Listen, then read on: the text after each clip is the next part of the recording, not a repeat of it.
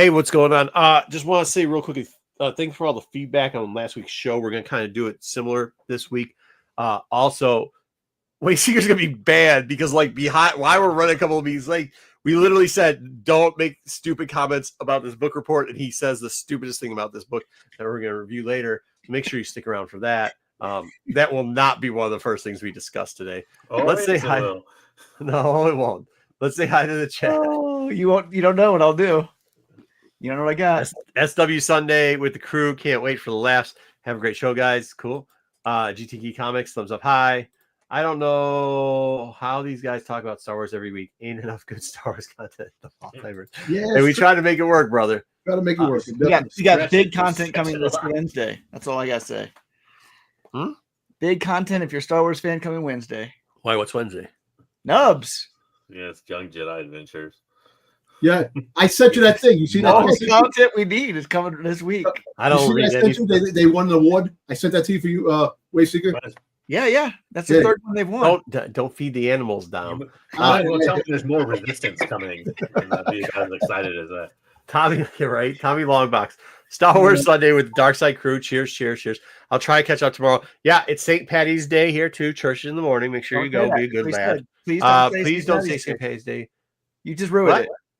Yeah, St. Patrick's Day. Yeah, St. Patty's Day. Yep. You can't say St. Patty's. Why not? He already caught me because he gave this one and then the thumbs out. Why can't you say St. Patty's? It's American. It makes us look like idiots. That's not what it's called. Dude, they literally said it. It's like calling Christmas Xmas. Those kind of people. They said it in the. I was in St. Pat's Church today, and they said, they said St. Patty's Day, and they said make sure you're at St. Pat's. They don't even call it St. Patrick's. They like short form everything. So like, I mean, and that doesn't give away where I go to church because there's like 80 St. Pat's out here. There's a big Irish group out here. So, sorry, Tommy. So we'll say St. Patrick's Day. Happy St. Patrick's Day. You really don't. They get off. They have no work. He's got no work. Do you? Yeah, you know how big it is over there because of all the rats. Yeah, that's right. Is that why? Listen, part of me is not. Part of me is not going to work tomorrow. No, I don't know how they get tons of holidays. You don't understand how many holidays they get. Oh no, they get more, but I understand. 50 days is like dude, this is it. This is it. If you never actually vacation, like go places, and where there's people that are from, like, I'm not saying like go to Disney World. I'm saying like go places, right? The worst ever is the two people, the UK and the Australians, never work. The UK are slightly better than the Australians. As long as it's not soccer. We're like the only like country that works. You just call it. Everybody else gets like 4 weeks of vacation a year. You just call it soccer season just to make it mad. Right? Yeah, there. Football season, whatever. But yeah, tomorrow, like World Cup, don't go any. If you see an English, like if you see, especially the English in the UK, especially the English, if you see somebody on vacation and football / soccer. Holiday, okay. Yeah, holiday. Yeah, they don't call it vacation. It's it's a holiday every day, dude. I swear to God, like if you do, it's over. Like just stay away from them. Australian, probably the worst vacationers, but that's okay. They're just rowdy all the time. But yeah, that's bad. And I mean, I find it phenomenal. I talked to one person, and their literal job was to change streetlights, and she told us how much she made, and this is like 10 to 15 years ago. And I was like, holy like it's 6 figures. They make 6 figures to change streetlights, bro. Hey, I don't want to get into it, but some union jobs in some big cities in America also make a lot of money. They don't know. It is a union job for them too, and they make a lot more. Or the same job we do here does not make more. I know the guy that does it here. He makes $32,000 a year. That's hardly, you can't live off of that. She is vacationing up. I was like, oh, cool, man. What do you do? And she's like, I changed the lights. Not like she's the person who's in charge of it. You mean lighting engineer? She's just literally somebody who changes the bulbs. Like that's all she does. She's like, I'm the cherry picker. They put her up there. I get the distinct feeing that person would have a different outlook on their job than what Marco does. No, that's what she told me. No, they don't, because they laugh at us. They're like, you guys are idiots. You work too hard. You don't make it. No, they make fun of us all the time because they're always on holiday. No, JJ, legit. They make fun of us. They're like, they you take guys off are idiots. 3 weeks in the middle of Oh, summer. I know, every year. I know that. Yeah. Completely. They're like, you guys work too much. You don't get paid enough. You guys are fighting each other for no reason. Like, oh yeah, they make fun of us all the time. I would too. If I was Anyways, $100,000, I always think everybody should get better. somebody else Dan would the make man. it too. Ahoy, Jedis. Dan, nice. I heard you played cards again. I hope you get a win eventually. Ed LeBeau saying hi for the algorithm. Dwayne Scott, after another week of hoping Wayseeker announces the cancellation. Hey, maybe after Wednesday. Maybe after Wednesday. We'll see. Yep. I doubt it. I think we got All more right. seasons coming. Starting a new way. We're going with comics first. We're going to start with This Week in Comics. And we have to make an announcement because it's coming up soon. Oh, or did it just end? We got to see. I have to pull up in the background. But we are going to have a couple comics that we're watching eBay Live auctions end on. Okay, and we're going to go through them and see what they ended. 3 books, we'll go through it. First off, Vader this week. This Kylo Ren book is actually getting good. You think? They kind of pull a fast one on us, though. It kind of pissed me off. I know. Why do you mean they pull a fast one on you? Waddle. We thought somebody was going to die. Like, no, we can't kill that dude.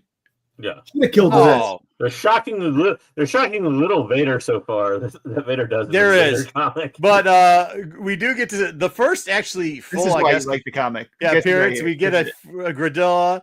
For those people that remember her in Clone Wars, she shows up. This is her first world appearance. No, I actually like what they did because when he goes, we have to erase that story from history. Isn't it? And he goes out to start killing. Like, I thought that was a killer line. No, He's like, we got to erase. dumb as shit. It's a horrible reason just to return back to Tatooine. I'm gonna be honest. This is kind of weird, though. Yes. This is kinda weird. Why is Quato a Force user in a Star Wars book?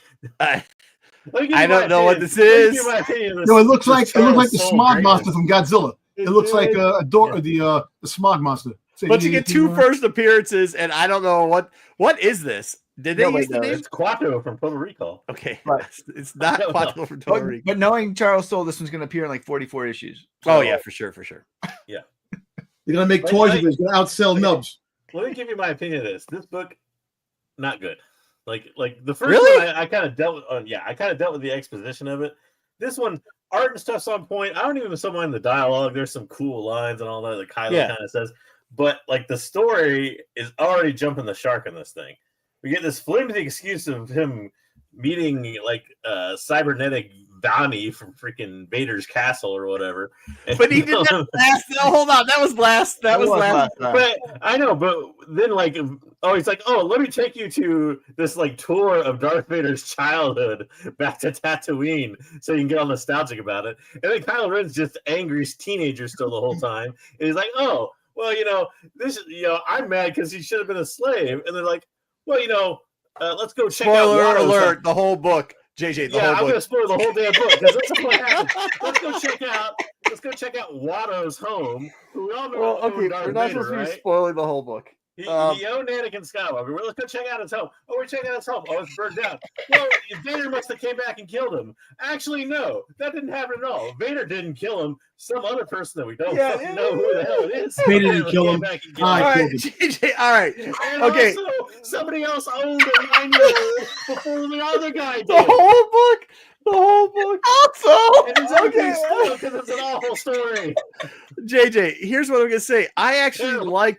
I'll give you some of it was bad, but I like the part where he goes, okay, so he's dead, so we're going to have to erase the story. And then they go, no, there's somebody less. He's like, we're going to erase the story. I didn't think that was teenage angst. I thought that was kind of cool. That's like very dictatorish. It makes a sense why he does want to take over everything. I thought it was not teenage angst. I mean, moronish, yes, but not teenage angst. Taking over the First Order. I don't even understand it. Yeah, I get that he wants to learn more about Vader, but like, wouldn't you learn more about Vader's like Sith side and his accomplishments and stuff? Not like I think it was just like history shitty of desert planet he came from when he was a kid. I get it. I okay. Well, JJ just ruined that whole book. So next I saved all our viewers right now, all 25 people or whatever. It's the not as pain bad of as reading JJ. that story. Well, you can't save him next week. Can't save him next week because we got High Republic. Nobody cares. 16 adventures. Good luck. FOC's got this. There's a Albuquerque coming out for it. I actually like the Hans too. They actually got sweet covers for the variant is the Hans, and then they got the Albuquerque. I think both are pretty sweet. Like, the A cover kind of the lightsaber is like 70,000 feet too long on the dude. A-cover. The A cover is like what Yeah, happens. whatsoever. Hey, the A cover is what like Wayseeker cosplays as when he puts on a black wig, dude. Like this scrawny bitch boy, like going around looking terrible, dude. Just gotta get All some right. black emo eyeliner and stuff like that, and I'm good to go. I don't know why they're doing this, but Jedi Knights has got a second print coming. this- All right, Yeah. do you actually think it's gonna happen? They had a second print for the last one, it got canceled. So Yeah, probably not. I think this one has a chance to This get is number canceled. one. too. I think eventually the second print will come out because it did pretty good. The book was pretty good. Yeah, I think it makes it. They're trying to relaunch everything. I wouldn't be surprised if they get It the was next push. Kylo. It was Legacy of Vader number 2. I thought it was a go, but I thought it was not gas. I thought it was mid, but JJ murdered that book. They did horrible. I like this B cover. You do or don't? I do. I do too. I was talking to somebody while doing this, and I was like, "Oh, that's actually kind of fire." Like that actually. I think I was talking to JJ. I was like, "That actually looks really good, dude." I mean, the story's gonna suck, but that cover's kind of cool. Yeah, kind of art. And then here we go, real quickly. These are the books we're gonna look at. They should be finishing soon. There's a Thrawn. If you guys watched Cliffs on Comics, I was on a guy named Cliffs on Comics show. Real nice guy. Make sure you go down there, see him, check him out some. And I went through a couple books that meant something to me. You guys have all heard the story how I got this book and why it means a decent amount. But Thrawn Matina number 198. This is up for sale. Now I'm putting this up here to tell you what the last sales were, because last time I checked, the 98, which had 13 hours left, was only at $500. So we're going to want your guys' guess on what it's going to end at. But the last one to sell in January 14th of this year, was $1,699. The last raw was $455. The 98 was at the raw price. I just want to let you know that the last time I checked. And just to know about this thing, the person started at $1. So well, also started at $1. The auction, yeah. And there's a lot of books. He put up a lot of slap. He did. And then we got Heir to the Empire, but we got the newsstand. I know we don't talk about the newsstand a lot, but last 98 was $800, and the last raw. Well, the average raw price on it was $149.50, which kind of worked out. I mean, there were some that were like $160, there were some that were $100. So I just took like the average one of it. So that's what it looks at. And then finally, we're going to do the Darth Maul Red Black. Dom loved this book, the second print. I think it's a cool cover. It sold for $64.77, $167.51 in a 9.8. But here's the deal: they did sell a damaged cover, and it happens to be the same person who actually sold the 9.8, who actually sold a damaged cover for like $15, which I think is tanking this book even more. Was this the one where some of them came damaged or something? Yeah. No. Yes. No, not this one. But No. it's the second printing that for 1 in 25, which really freaking sucks. Hey, Wookiee Fanatic. So I'll pull those up and look at them real quickly. But we're gonna get into our new segment. Do we have a thing for it yet, JJ? No. All right, here you go. I just First this $1. the opening slide. I gave it like 5 seconds. So I got that. Butchered it. Butchers the intro. All right, good stuff. I'll I don't like you create something butchered the book. fanciful for your He butchered the book. Now he's needs. butchering the slide. Anyways, this is our first for knowledge. Once again, we're going to try this a second time. We're on volume 2 now. Wait, JJ, can I stop your first of knowledge because I can actually pull up some of the sales for some of these things real quick? Yeah, sure. Yeah. So right now I'm gonna the Thrawn book, and I'll show everybody so they can see it. Let me just share the screen. I really do hate. Okay, Thrawn Marvel. I signed out. This should be okay. We All just right. talking about the new book. Yep. Yeah, Legacy of Vader was the only new book for this week. Yeah, Yeah. you guys. DJ, you can go back and watch. Somebody it. add that. Could you add it to the screen, please? You see here? Which one you got? This one here? Yeah, the Thrawn. You got it. I'm trying to. Let me I remove can that get and it. then If not, now add it. We appear to be having some tough. Yeah. There it is. 50 minutes. All right, so there's 50 minutes left, and it's at 6:10. What was the last one? $16.99. We saw it sell for Wayseeker. Was that what it was? Yep. This looks like it might be an all-time low. We'll check on it. So we're gonna before we end, we're gonna watch you guys' final. It has a little crack, but it's a small little crack on the case. Oh, it does. It has a crack. You show it right there, the third picture. Small. Oh, dude, there's a product you can buy. You won't even be able to see that.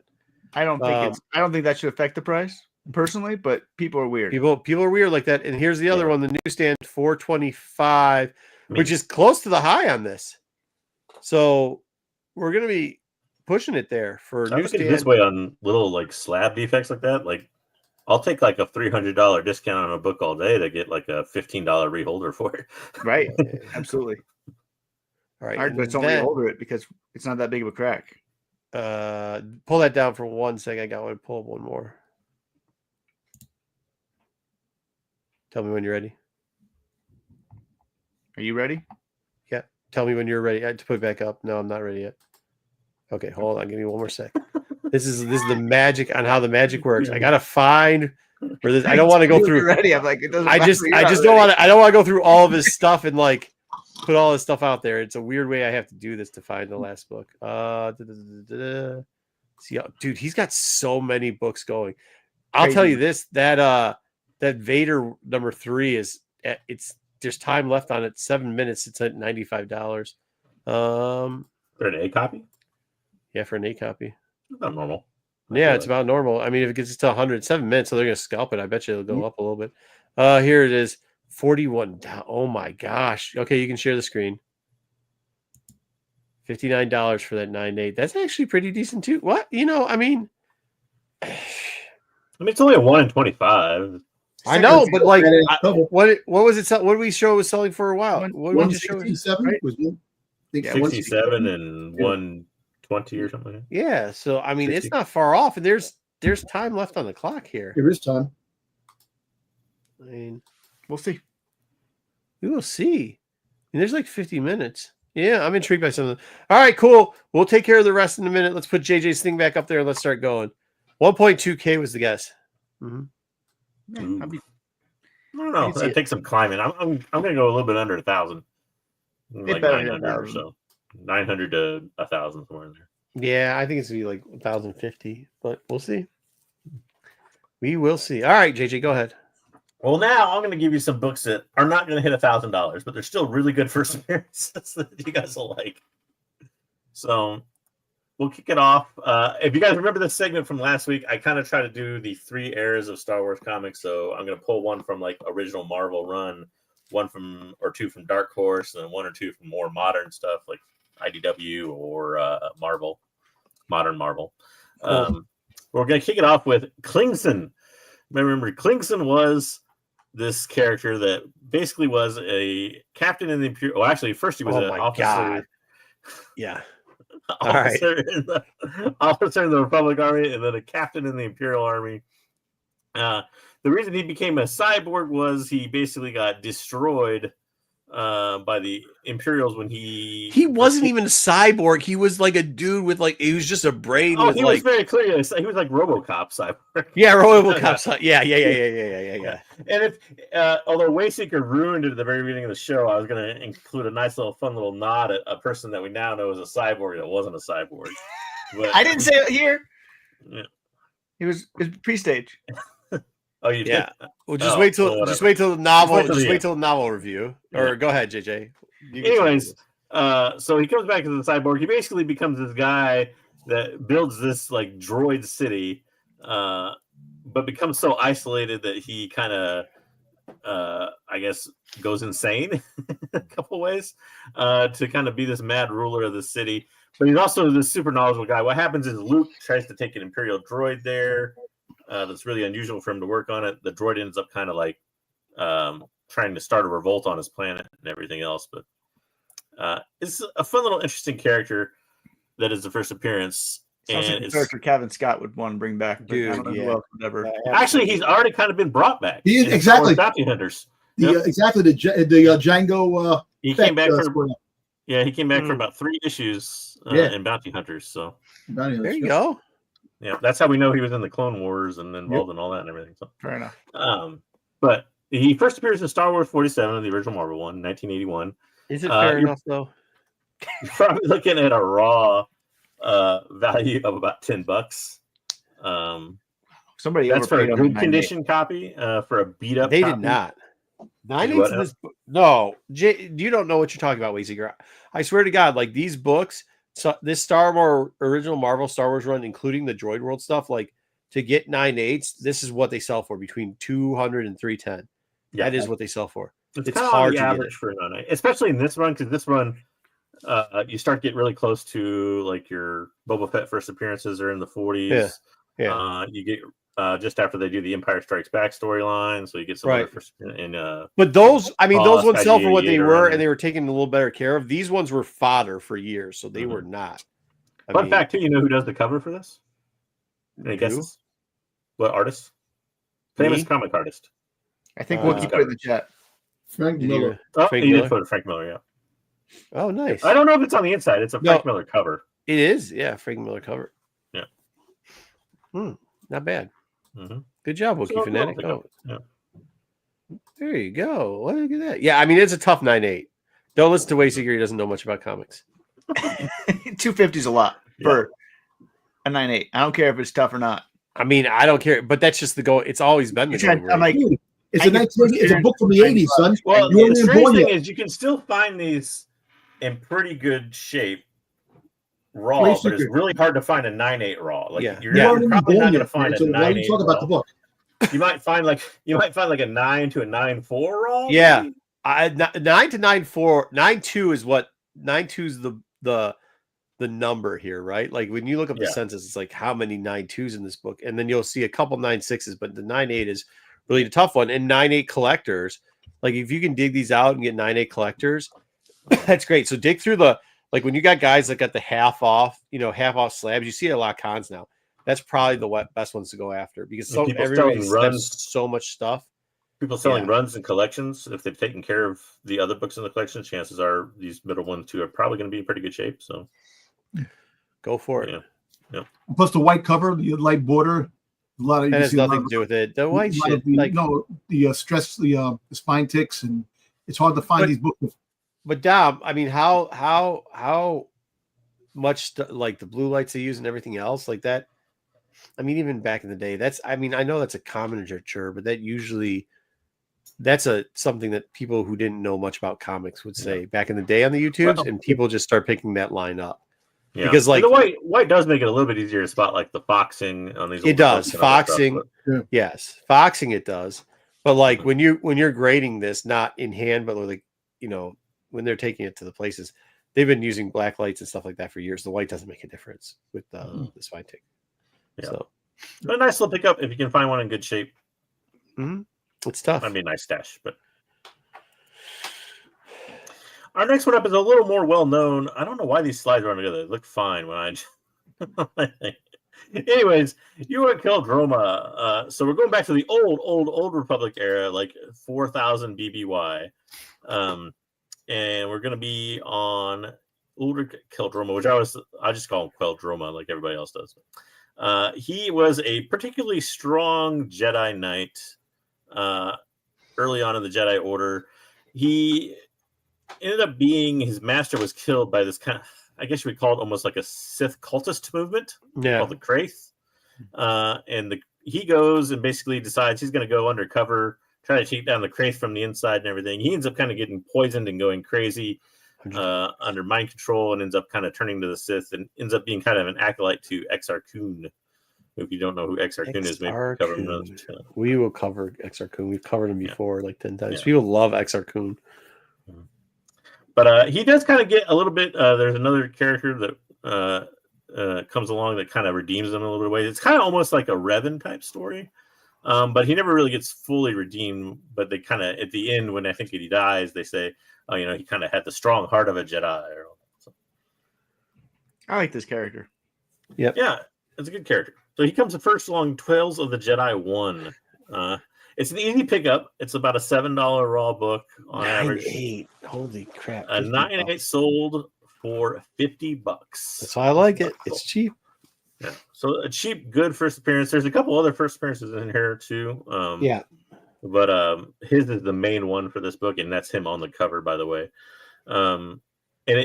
This one gets a few good looks for the fact of it got a little bit of a boost when that whole Tales of the Jedi rumor came out. Yeah. Everybody remember that? That's when it got boosted up. When everybody realized that wasn't a thing, it fell back down to the price points it's kind of at now. which is still a good pickup because there's a lot of good Old Republic stuff in there that if they take very early Jedi stuff or something like that, you might at least get a mention. I don't know, but yeah. I mean, they're always going back to mention some of that stuff, which is kind of cool. And now that the prices, because people went out and graded. I mean, $50 for a graded 9.8. Like, I've seen people gamble on stupider things for like much. I like that. This is literally what I'm buying right now. Is this type of shit that's like dirt cheap in these half off. Like I said, half off bins, the slab bins. I'm buying them all. Just give it to me all. I mean, I'll take every single one of them because, like, I mean, for what you can spend on these things, $50. It's not even that. You know what I mean? Like, remember when these were a little higher than what the price is now? That's what we're saying. Yeah, we just said that from the. I wasn't here. Sorry. Yeah. Yeah, but like that's what you're always saying, Dom, is like if they mention the name, and it does, it pops these stupid things. And now, like, let them do the work for you. Let them do the mailing. Let them do the grading. Let them go through 6 or 8 books. And let them take a loss on it. I don't care. I mean, it's cool. Hey, speaking of losses, that Dr. Afro book, Vader 3, what do you think it went for?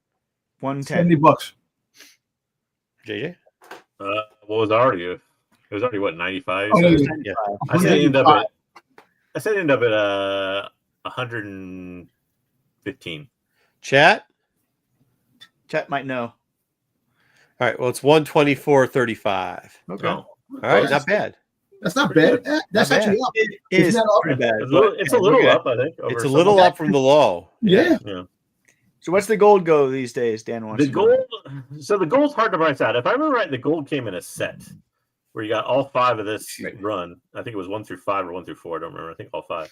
But the gold you see a lot as lots, so it's hard to price out individually. I couldn't find a 9.8, like at least a recent one of it. But the raw goes for about 4 to 5 times as much as this one. Because for instance, a set of the regulars 1 through 5 and a raw, I think was going for about $30 to $40.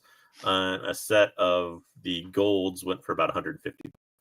And so there was gold for like just about every Dark Horse Star Wars book, like in that particular time, right?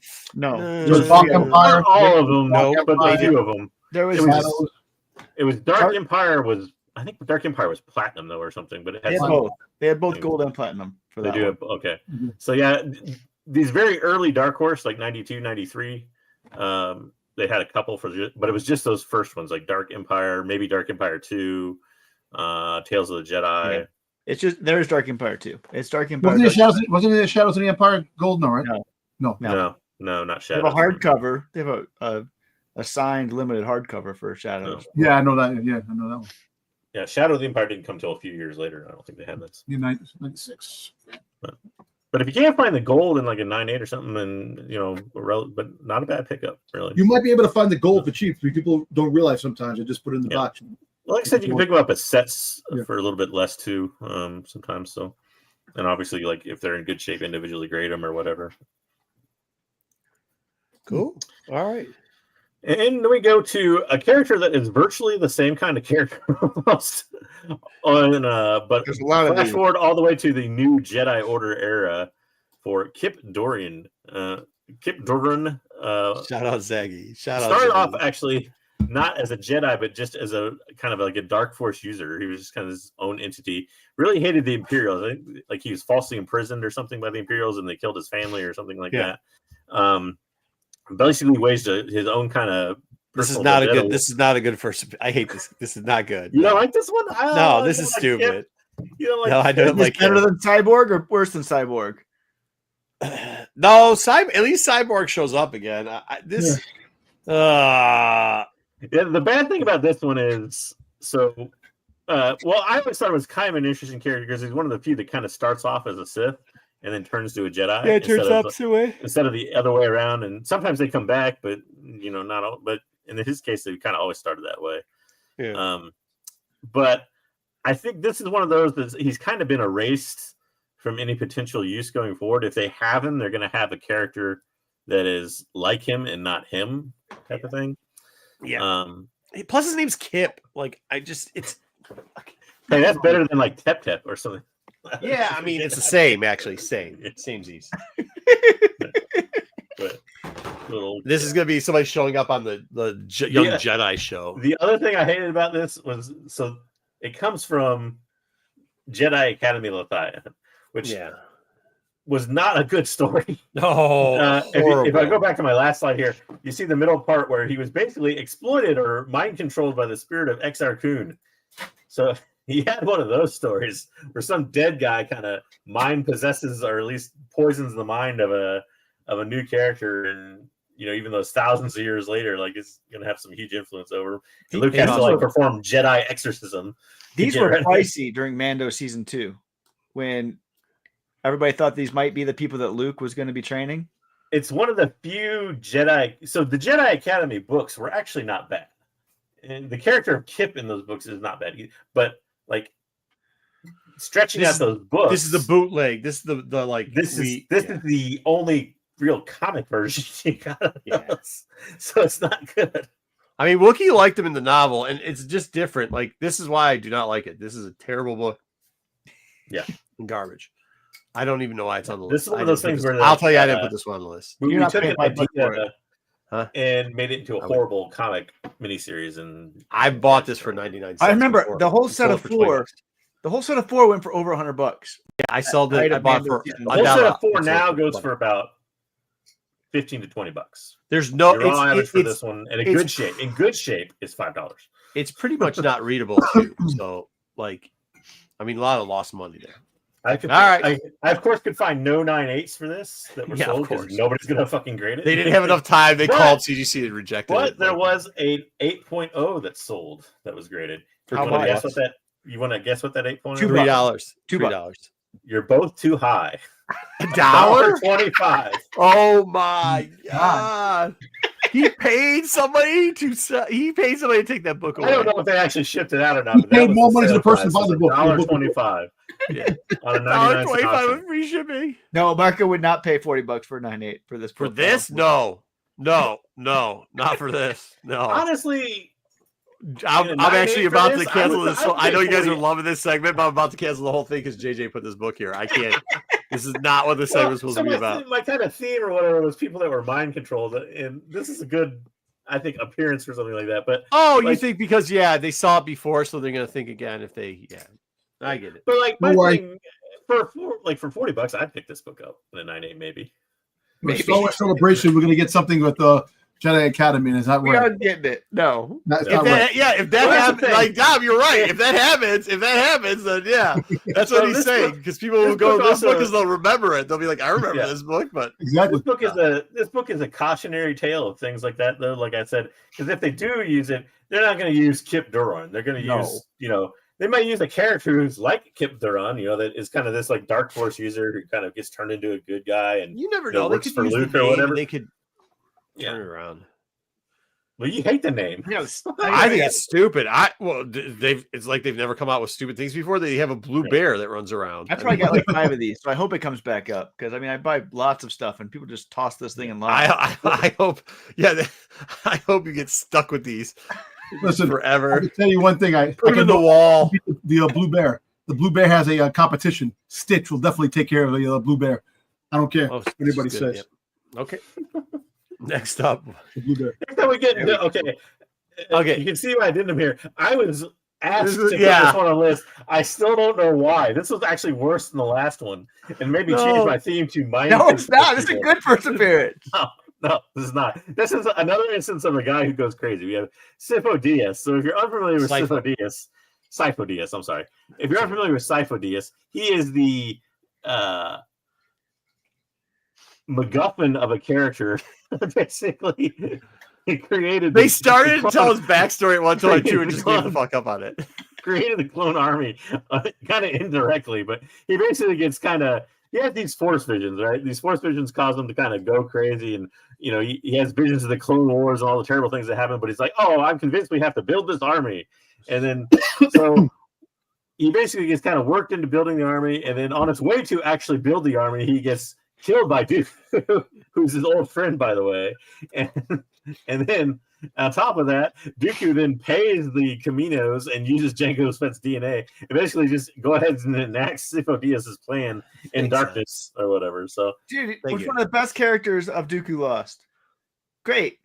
Yeah, but here's the problem. They like flushed out his character for like 10 pages in Dooku's Lost and then just never again. Never again. I love this character. No, they left you on like cliffhangers from that. Wait, let him tell us why he loves this character. Go ahead. Because it looks like him. Look at that.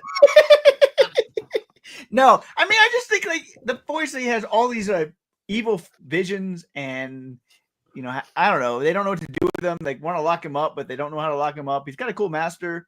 I like this character. I wish they would give us more on him. I want more Sifo Dyas. I do, but since it's been so long, I'm throwing him. It's like eventually you see that you're keeping that box in the corner to ship something out. Throw it away. I like this type of character in a way. There's like kind of, I guess, rebellious Jedi or the Jedi that won't necessarily been to like a council or whatever. But there's already a lot of Jedi like that. And like him adding something to them and just forgetting about his character goes nowhere. The chat just like, no. Let's see where Hey, but I'll be honest, JJ, you threw him way the fuck under the bus with this one, dude. Like way under the bus. You just like threw him out there. This is Wayseeker's choice. No one knows why. Right there. Well, hey, that's kind of true. You put in chat, hey, can I add Sifo Dyas on there? And me and Marco were in the chat like, what? That is a good point. That is a good point. I can see why. Okay. We're doing C-list characters. That's the whole point. Like Dom's like, let's do like I'm glad those characters. Dom wanted to do Boba Fett, but yeah, I mean, do Boba Fett. I want to do Durnge. It's just way more than a C-list character. We're not gonna. There's people that we're gonna get to eventually. There's people we get. Don't give away who he said, but there is somebody that he does keep putting on the list. And I'm like, that's not a C-list character. That's not a C-list character. All right, you go. Anyways, this is what Wayseeker's pick for a C-list character gets us. His first appearance is actually pretty modern. It's Star Wars Yoda #4 from 2023. I like that Yoda book, the one with the rocks. That was a cool book. Cool. The 125 or 50. Yeah, that's why I like this book. So the average raw value of the A cover and pretty much all covers is about $2 or less. Wayseeker, you want to tell me what the 1 in 25 goes for? 1 in 25, you can buy 3 of them for $7 in a pack. 3 for $7. Dude, and of course I found no names. Nobody wants to grade this. Sifo Dyas, I get a 125 3 pack of it for $7. I'm taking that all day. Did you buy that? I did. Good. Oh, if you see another one, let me buy it for me. I'll give you. There were several of them with at least 2 copies sold with an average of about $2. That's for the 1 in 25. Dude, I'm down. It's weird when you go in and look up the 1 in 25 of this. I don't think anybody sold 1 copy. Like it's literally like they had too many copies and they just dumped them on eBay for 99-cent auctions. No, so what happened is the 1 in 25s were left over in Diamond. You see it with the 1 in 100s now too. Even the place that we're going. So what they do is they give out a quarterly list, and you go in and you can buy like a bunch of them, and they do, and then they try to sell. Like they'll list up and then put another one up, and they'll try to sell them at $10, $20, whatever, because they buy them for $1. And I mean, that's a great way to get them because they'll still give them to you, when they get down to the end. If it doesn't get any, they'll put to auction. If it doesn't go to auction, they sell things. Then they'll sell multi-packs. So yes, they bought them for $1 and sold them for about $1. Hey, yeah, I mean, like but let's say that you buy 20 copies of it, right? And you sold 5 copies for $12. Okay. You've made your money back off all 20 books you bought in 2 copies, and then you made 34. I mean, that's all volume sailing anyways, right? Like that's how Dark Horse was when everybody's like, oh, these Dark Horse books are so rare and the counts are so low. Yeah, till Dark Horse. You said it only do it with free shipping. Yeah, well, of course you would, Wookie. Sifo's a good character. Like, come on, like, give away a better first appearance. I'll be honest, you're out of pocket for this, JJ. This actually is a decent buy. This is actually like this is. I mean, it might not be for you guys, but for me, Wayseeker, yeah, this is a good buy. I mean, I gotta give it to him. It's a good buy. The 1 in 25. You did him dirty showing the A cover, which is just dog doo-doo. It's like it's a terrible cover for all the books. It's a terrible cover in the first place. But maybe we should make it which cover would you buy? Because I swear to God, like there's a character that I want you to put up there. I wouldn't buy the A cover, but we can discuss it later. But my fear of putting up like a variant is then I got to price out just the variant, but I can't give you the regular price. I mean, I guess I could, but I don't know. That's maybe fair. But there's a certain High Republic character that I love, and I think now's the time to buy him. put his name in the chat thing. I guarantee you when you do that, you're going to do me dirty on that book too. So like, Well, yeah. yeah, you're going to do me What hella the- dirty on that book, bro. I'm not trying to get done dirty on my own damn show. What are we doing here? It's going to be the same thing. Mark, Hey. put it up here. How much dirge you're gonna give him like the Rhea issued when Dirge was on the cover of like Bounty Hunter book? You ain't gonna give him the real dirge, man. Come on. Don't do that to people. Please. Right, Dom? Right. Yeah. Whatever. All right, for my last one though, I wanted to take a character. This is not like a crazy character or a mind control character. It's just a really good character that we're gonna cover a little bit with. No, after the dog junk you did in the last one, then you turned on Wayseeker here. This better be banging, because if it's not, I'm just blazing you. Oh, all right, that's a good one. It's All one of right, my that's favorites. good. Also, is I ain't got nothing to say. It's also Nothing his to say. marginal I love this C-list book. character. I love this book. I buy This it is all the time. also, I'm not sure this is a C-list character. When I think of C-list characters, I don't What? think of Levanto. Wayseeker. Wait, hold on though. But this is time out. Hold on. I don't think you know what C-list is. Because first off, Dom, what's his favorite character? It's Nubs. Yeah, which is a D to F list character. You like resistance type stuff. So don't come here and knock this character first off. Well, his character's Get you out to tell you. But it's not Thrawn. Thrawn's A-list. Yeah, And it's a B. after It's a B no, character. this is not B, dude. It's his sidekick. B. It's not even like his main sidekick. Here's It's the kind of like levels his for like a total of 2 hours, maybe. it's a slave It's assistant. At one point, I'm not sure that this guy was not a slave, to be honest with you. So, like, no. You're like I manservant. still think it's a He literally, yeah, he literally, character. well, what do you think a manservant is? this He character. literally sent him away for He's like Alfred and Batman. no, he's not even. I mean, because he sent him Thrawn away wasn't for a so long much- time. He took him and said, "The Chiss need you." I think that I don't know. I can't. He wait to- disappeared. He wasn't in Wait, any books. Marco, He's- Gives Zahn. He wait, gives wait, Zahn. wait, Hold on, Marco, he's so hey, what's the A-list that he character? wasn't in a book for like 3 novels. What are you talking about, Wayseeker? Yeah, he did like get left out of his own trilogy or whatever. Marco, explain why the character's good to the people. Explain who he is. Okay, so first off, what's cool about him is a couple things. When Thrawn, the new trilogy came out, he ends up being this dude who probably shouldn't. He wasn't going to get a lot of promotions. He wasn't going to allow anything. They thought he was kind of like a wussy dude. What's the guy in Game of Thrones? Samwell, the guy that goes around. Mhm. But then, just like Jon Snow, he found a use for him. What his use is, he's great at logistics. He comes from a logistics family, so he's like, "Look, dude, I got all these problems that I need taken care of with all these ships out there. You can figure it out." So he sends with his like general / friend, a character you like much more than this one, Wayseeker, we're probably gonna see down the road, but sends him out into just space to kind of like get the armada together. So when Thrawn goes back, it's F around and find out time. This guy's gonna have with another chick, cis chick, they're gonna have a whole armada to come in now and start killing the crap out of people and saving them from the Yuzan Vong. The I Grid. always like this character because he. Oh, yeah. Well, the Chris is the Yuzan Vong, so Yeah. I always like this character because he is one of the few characters that kind of gets Thrawn and understands. I think Thrawn's motivations. Of course, he kind of. I think it's not like it's not basic, but there's like a language that they both speak. Like it's some weird outer rim language or something like that. And that's how it gets to be like his translator and everything else. Thank you. But the fact that oh yeah, sorry, they charm him as a translator. That's when he figures he's out. also that one of the just few kind of, I guess, humans or whatever you want to call it in the Imperial Army that can kind of learn from Thrawn, and that Thrawn feels it's worthy of learning from him. Yeah. Yeah. Part of the whole thing with it is this guy comes from that family, so they're used to deal with alien species. That's how he becomes a translator, but also has got a respect for him. Where in the Imperials, they're all like, no outsiders welcome. Anyways, good. Let's get the book together because this is a good one. So you're going to look at Thrawn #1 from 2018. A little tough. It's about a $15 raw book, sometimes up to $20 For the A cover still? For the A. Still. Yep. Oof. Yep, just for the A. I should be buying more of these because I find them for under $15, so I need to stock up. And I would get not up. be buying this one at $15. No, but $5. $5, sure. Yeah, I think obviously you want to buy it under the actual value. Yeah. That's probably what you'll see if you see somebody put up a really For nice Wayseeker copy. for a while there, I had to talk him off that ledge. He's buying books for over what they're valued, saying like, I'm like, dude, you gotta. But Bro. shockingly, only about 115, still over $100 for the A, which is about on par was after his first appearance. We just went on that was what 120. So 125, pretty much. Yeah, you yeah, got that's 100 to 115 or so for the A and a 9. That 1 in 15 was itself for JJ.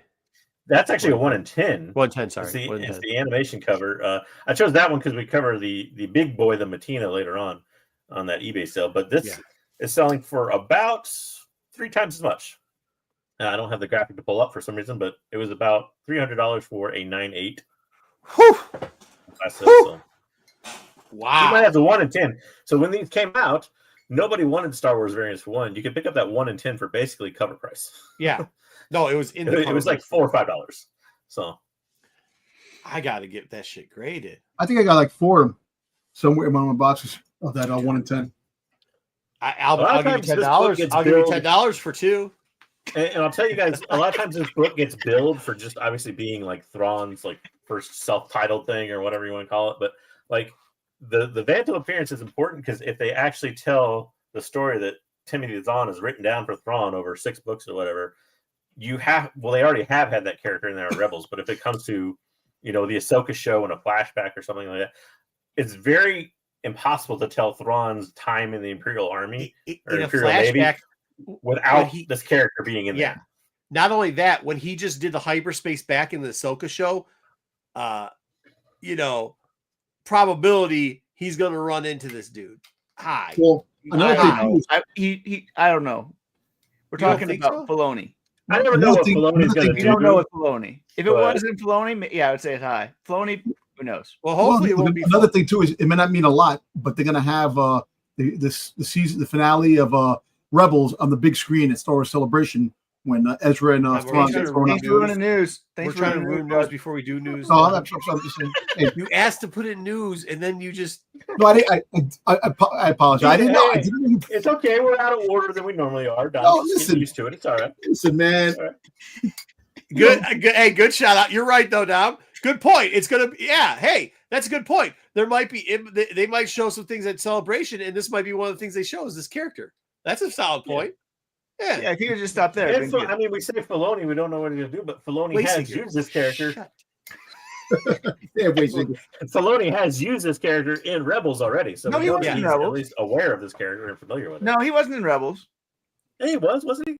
No. I'm pretty sure he was. What was he in? I'll go check real quick. He wasn't in anything. I thought he was in Rebels for like 20 minutes, but I mean, maybe you're right. I don't remember it. Vanto.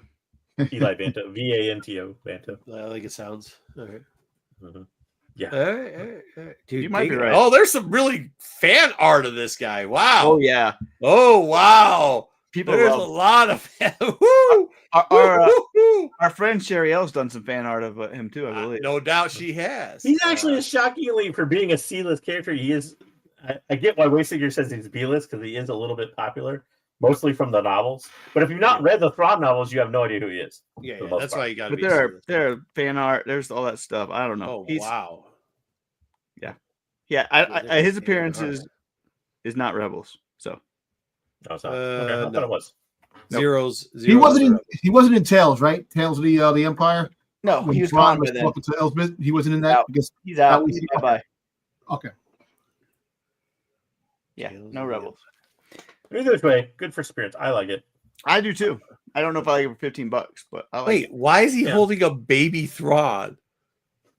This doesn't make any sense. Why, dude? You don't want to go. You don't want to go into the rabbit hole that is Star Wars fan art. Okay? Oh my God, he's holding like a baby Thrawn. You don't want to do that. All right. I'm okay. I'm passing.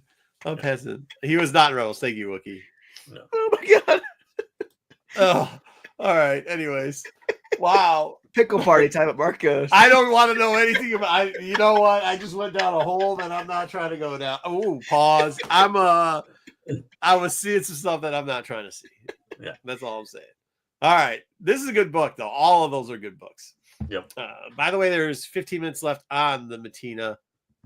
Should I give a little update of what the price is? Give an update. Give us an update. $728, getting closer to that 1,000 with 15 minutes left. 15 minutes. I'm not going to tell you what the black and white second print 125 is, but for Wayseeker or for JJ saying every Star Wars book is always down, I'm not going to say anything to give it away, but Thrawn was definitely in Rebels. You were correct about that one. comics. Thrawn was definitely in Rebels. It was definitely Rebels. Dude, I know Wayseeker. Price was. This is why you get suspended. Shut your mouth. Definitely don't try to insult the people that are here. Just you. Okay, I got it. No, whatever. All right. Now they're. You know what? Hey, guess what? The novel review. We were going to do news and novel review. That's been moved back. We're going to do toys with Dom because that's more exciting than what anything. But that's great. I get to go twice in a row. Damn it. Really? Damn. You're suspended next week, Wayseeker. You're out of here. You're done. You got it. You're done. Suspended. Done. Done. Go ahead, Dom. Sorry right, for Wayseeker's rude interruption. Please go. So Funko's coming out with more of those die-cast metal Funkos that How much came do out they with. weigh? Like, how heavy is it? About like 2 pounds. I have the Boba Fett. They have the Boba So Fett it one. actually is die cast. Like it's It's die-cast, yeah. The die-cast metal, and of course the chase is just a chrome, a silver. That's it. But like you know. even the green ones are die cast. Yes, the old die-cast. Oh, Yeah. I like Funkos. They seem like they do less work on And the glass chase and the ones. plastic is engraved. The pop and Star Wars is engraved with the picture. These Yodas I need. Yeah, so What's up, Yodas? they're coming out soon. I don't know when, but How much do these run? these are actually $34 because it's Oh, get out of here! these are probably dropped, Die-cast, I don't know. but they're metal. They're metal. Yeah, No? if they weren't metal. Dude, we should buy one and see how hard. Like, does it still have the bobblehead? Actually, Where no. are they selling Here, these? hold on. I was about to say I don't know if it would have the. Well, That'd be funny.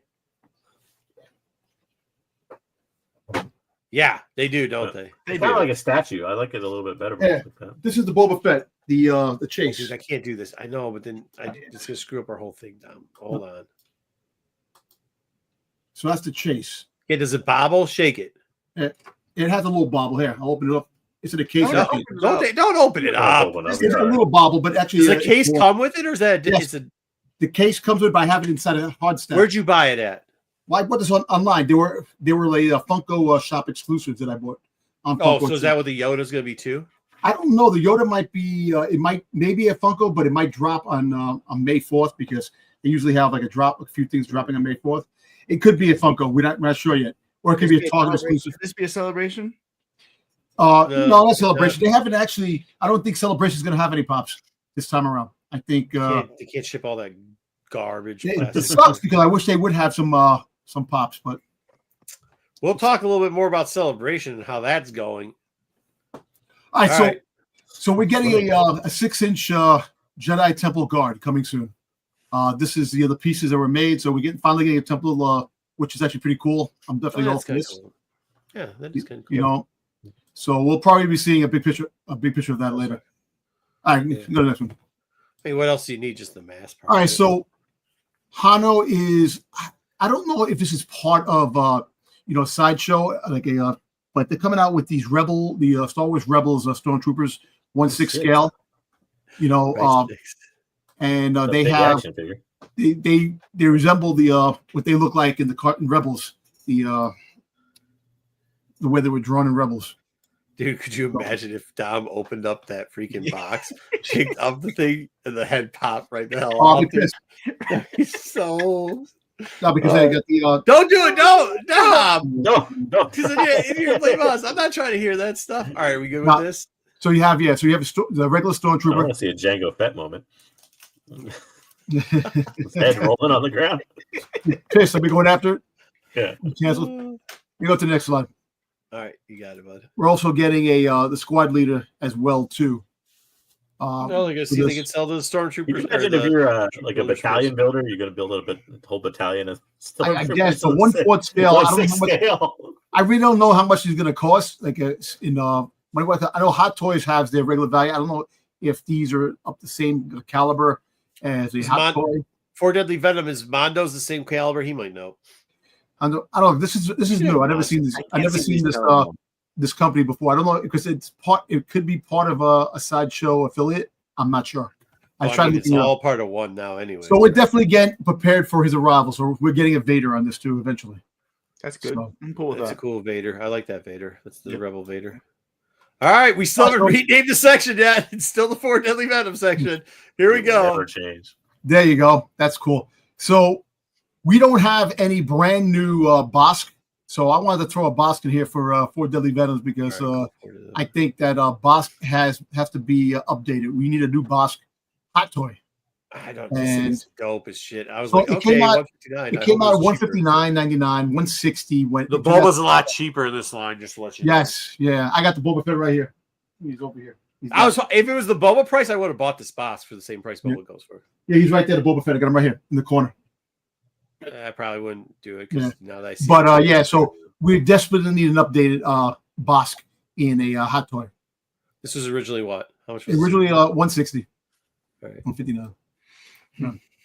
So the prices as February 2nd. So there was a couple of February 2nds, one January 20th, 2025 at $338. And then we got a February 2nd for $232. And then February 4th, a $300 piece. And then February 3rd, we had a $290 and $325. So it's been up and down. So basically, what causes 4 sales in 2 days? Yeah. What was the Bosk person out there? Like, I need them all or something. No, what happens is once one of them, we see this a lot with this. Like once one of them starts selling, then somebody it reminds them because they're watching it. So then it triggers like 1 or 2 will sell shortly after. Thanks, Sticks. The Hondo is Sideshow, and then 165 with the Troopers, 165 bucks. Yeah, jeez. I'd rather buy this thing, dude. But yeah, so we desperately need a new Bosk, and this shows you that this is fine.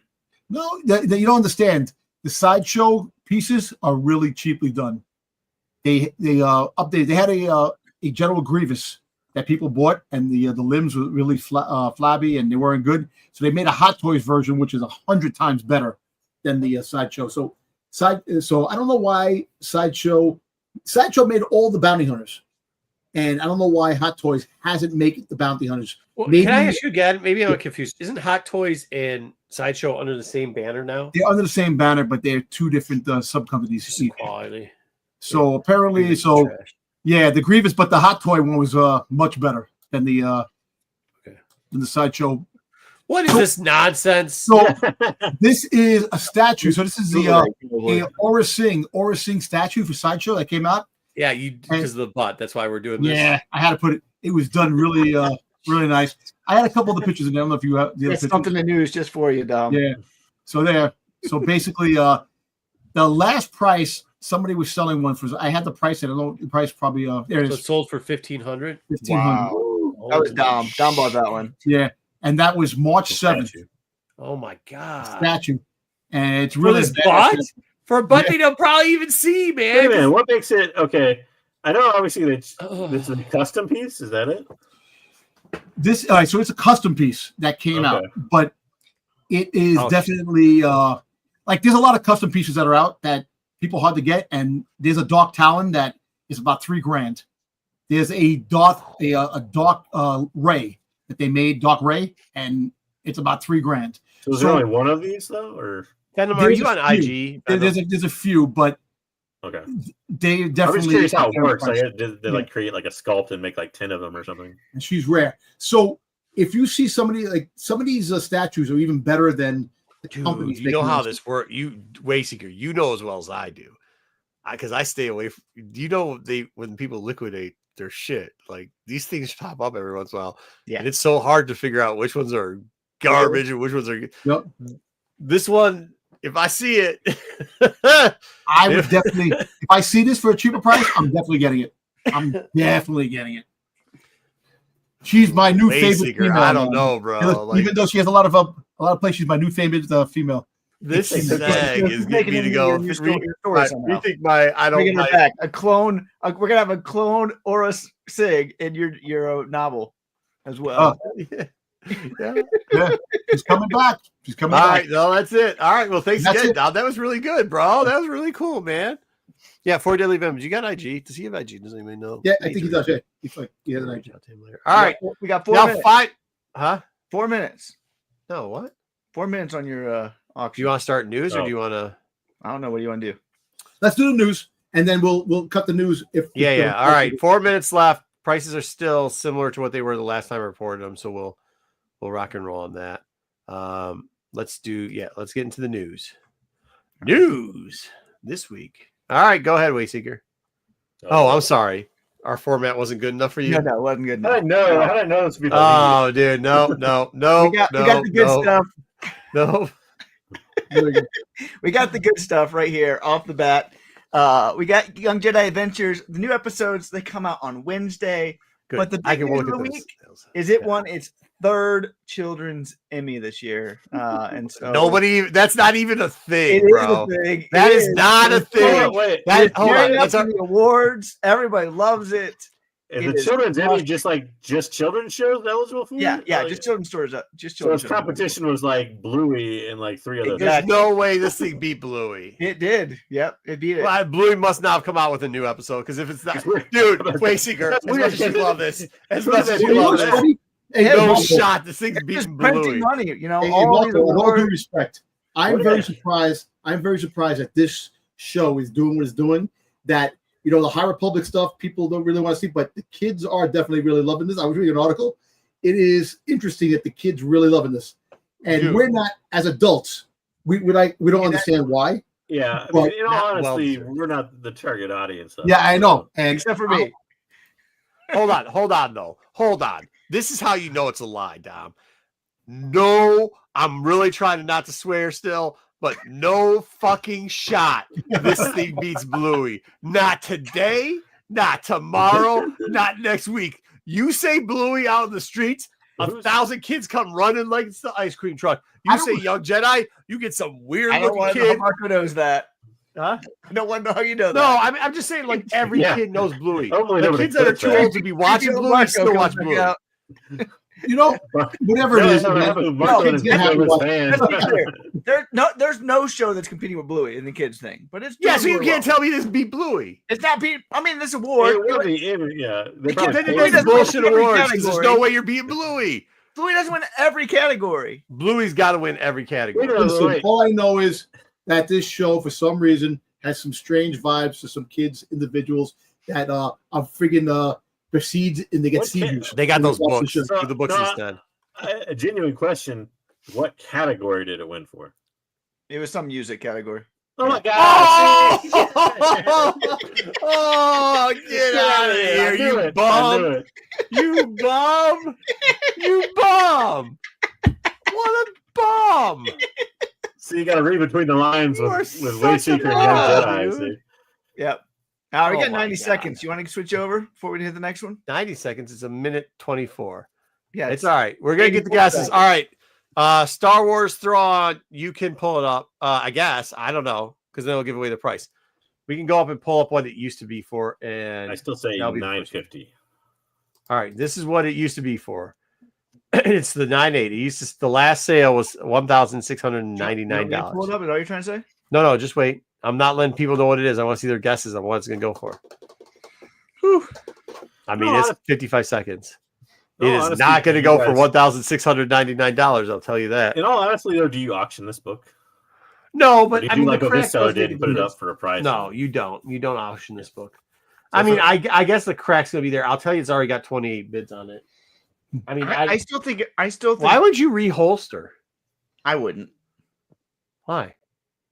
You would. Why would you, or why wouldn't you? Yeah, if you're going to sell it, like this is a company that sells books all the time. I tell you, if I'm going to get it for like $1,000, I would reholster it and then sell it for $1,500 on them. Yeah, not on an auction. Yeah, I mean, because like I'll be honest with you, dude, it's not even going to sell for that. I'll be honest with you, it's not going to save it at a 9.8 anymore. You do this many books, you're getting credit from CGC anyways. It's just a tiny crack, though. You wouldn't affect your account. You can reholder that pretty easy, not worry about. Yeah, not worry about it. Unless you have some it ended. It did not get sniped. All right, what do you guys got? It like ended flat. It's determined $900 for me. I don't know. I'll stick with $950. All right, you want? Can you see it there or no? Oh, I gotta put it back in. No, you gotta put it back in. Okay, let me put it back in. Woo!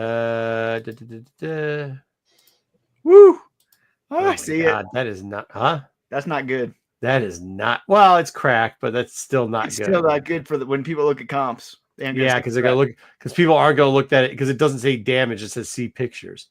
Yep. You know, people won't necessarily do it, which is a good time to buy then. Dwayne says Dom bought it. And Yeah, I bought it, yeah. All right, I can probably do it now. I got it. You All want right, there you go. Oh, nope, don't. Are we both clicking on it and then it's not working? No, I think it's just not loading right now for some reason. I think you have to remove it and then load it. There he goes. Woo! 756. Oh, Ooh. I mean, Yeah, dude, there were sticks are pretty dang close. 735.99. dude. They stopped like 5 minutes left. There wasn't a single bid on this book. You know, There I think wasn't a people are scared with that crack. That's the thing. I don't know why they should. You know what? Let me be honest with you, because if they had to re-slab it, it might not get the 9.8.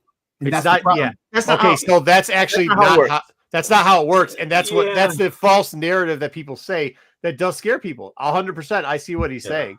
I get what Dom's saying, because there's a ton of people like when I've gone on people's shows to talk to them about CGC grading before, and the wild stuff they say, and then afterwards behind the scenes, I'm like, do you guys actually grade books? Like no, not Well, really. also too, as Like, as a seller, that's what, like, if you're a seller and you don't know that, that's what some people buying sometimes tell you. yeah, To you, like I don't know if I submit it, am I gonna get a Nothing 9.8 sticks. or whatever? Congratulations. Can I get a discount on that or whatever? Like, yeah. I mean, that's what we'd make up. All right, so here we go. This is the next one, 9.8. Now, this is the newsstand. This book at one time was really expensive. There's nothing wrong with this. No, this, perfect thing though. $7.99.99. It ain't gonna get there. I don't know. 650. Did it just end two? It just ended two. It did end. What'd you say, Dom? I think it's. I haven't looked at 650. this one. I think it's going to be 500. I'm sticking with I 5. think this guy posted too many auctions at the same time, and there ain't enough buyers for all this stuff. Yeah, I he think wanted that to sell. too. Like, I don't know why you would stack all your books together like that. Yeah, I don't think it's gonna come back in 9.6. Here we go, 690. So Dom was really close. That's better. Dom was really close on this. Yep. 725, a little bit high. Yeah. So you could tell that the crack did make a difference in selling that other book, because like, no, Yeah. dude, somebody's about to make a mint off that freaking. We should have just bought that book. We should have bought it. You could pay for StreamYard for a whole year. Dude, we could have paid for I pay for this bullshit service that we're having trouble with. No. I mean, they haven't sold me on it. All right, the last one ends in 39 seconds. Star Wars black and white. Hold on. Let me try to get up the old one. What it went for. Man, this switching back and forth is for the birds. 167.51 for 9.8. This is sold, by the way, for the exact same company. I think it's gonna get 140. I think 115. It's not I'm more in usually line how with these Dom. work. I'm thinking like one. I'll right between you. I'll take 130. 130. 8 seconds left. Oh my gosh. What the heck is going on? 140. 5 seconds left. You said 140. Well, you're always wrong, Wayseeker. I Oh my am. gosh. You aren't wrong this time. No, Holy somebody. There was some fishiness going You on run here. it up? It was not, he ran it up. I did not run it up. It was $100. There's 3 seconds left. And then all of a sudden one bid came in for Well, I was close. I 146. got that one closest. Yeah, you bought this, you bum. I did Stop not. bringing stuff. I would not risk my Wait, money on this. Wayseeker's like 150 as he types it in. Yeah, it's only down $20. It's not bad at all. Not bad. To be honest with you, all of them not bad sales for a lot of them. Yeah. For a lot of them, he is right. That guy has got 20 books that just ended in the last 29/8 just ended.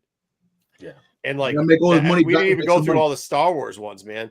There was the Mandalorian. Which was it? Mandalorian number mean, 2. I get that if you're like What a is big it? company and you're selling like, you know, I'm bidding on one that isn't. if you're a big company selling for I'm bidding commissions, on one or, that finishes in okay, 7 yeah, I minutes. guess. But It's it's what, not a good way to $7? max. I'm bidding on one that is ending in 7 minutes. It's not a good way to not good. maximize your profits is to stack them all together like that. And No, So- it isn't. Life day. Hey guys, there's 2 minutes. If you don't have the Life Day 1 in 10 variant, there's a 9.8. There's 2 minutes left. $6. is that one with Leia on it? I don't remember which one that No, is. No, that's that's the one with Chewbacca and The orbs. Hulk. Yeah. Oh, the well, orbs. they don't have orbs for freaking That's life. the Day. Briaga. It's first appearance of Briaga. Yeah.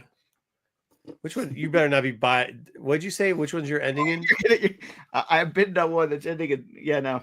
6 minutes and 20 seconds. I don't want anybody else to bid on it. Dude, it isn't what I think it is. Wayseeker, if it's the one I think it is. It is. It is free comic book trash. Hey, I've always known you to be a trash human being, and you just proved it. That is, why would you buy that garbage? What is it? I'm not gonna say. I'm not gonna do it dirty like that. It's $6 right now. That's why I'm buying it. $6. Well, you just told everybody what it was then. Is it the Yoda book? It's the Yoda book? No, it's $6.38 actually. Yoda number 4. Dude, you overbid it for that too. I mean, it's a cool wrap, but not really. Cool cover. Not really though. First cover. First character I like. First cover of what? First character of a cover I like. Character I like. First cover or first appearance? No, it's like first cover. Not first appearance. First cover. First cover. This is isn't the original cover, dude. No, it's not the original cover. It's inside art, and they put in the cover for the foreign variant. It's a foreign book. Ooh. Yeah, that's why it's trash. It's a panini.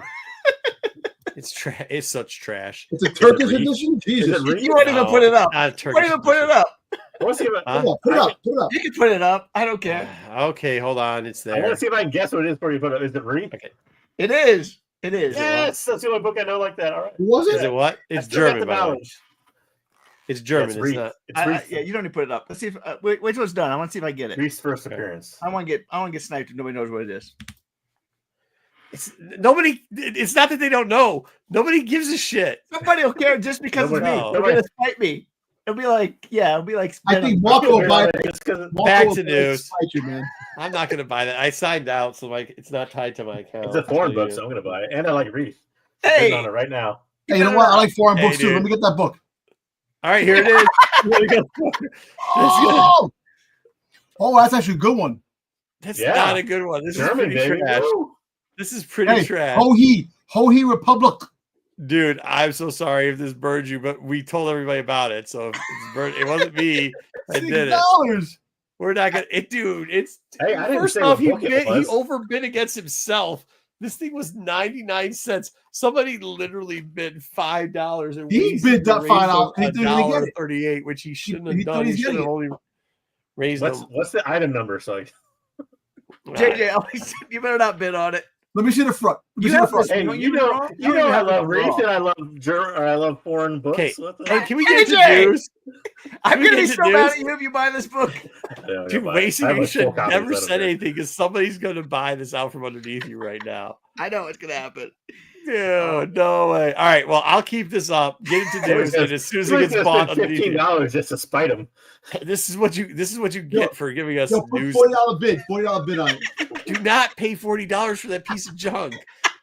Dude, it's not worth it. Okay. I cannot recommend anyone buy that book. Hey, this is interesting. Go ahead. Talk about this. This is interesting. Yeah, so there's a new podcast that started this week. It's a Rebels Rewatch podcast.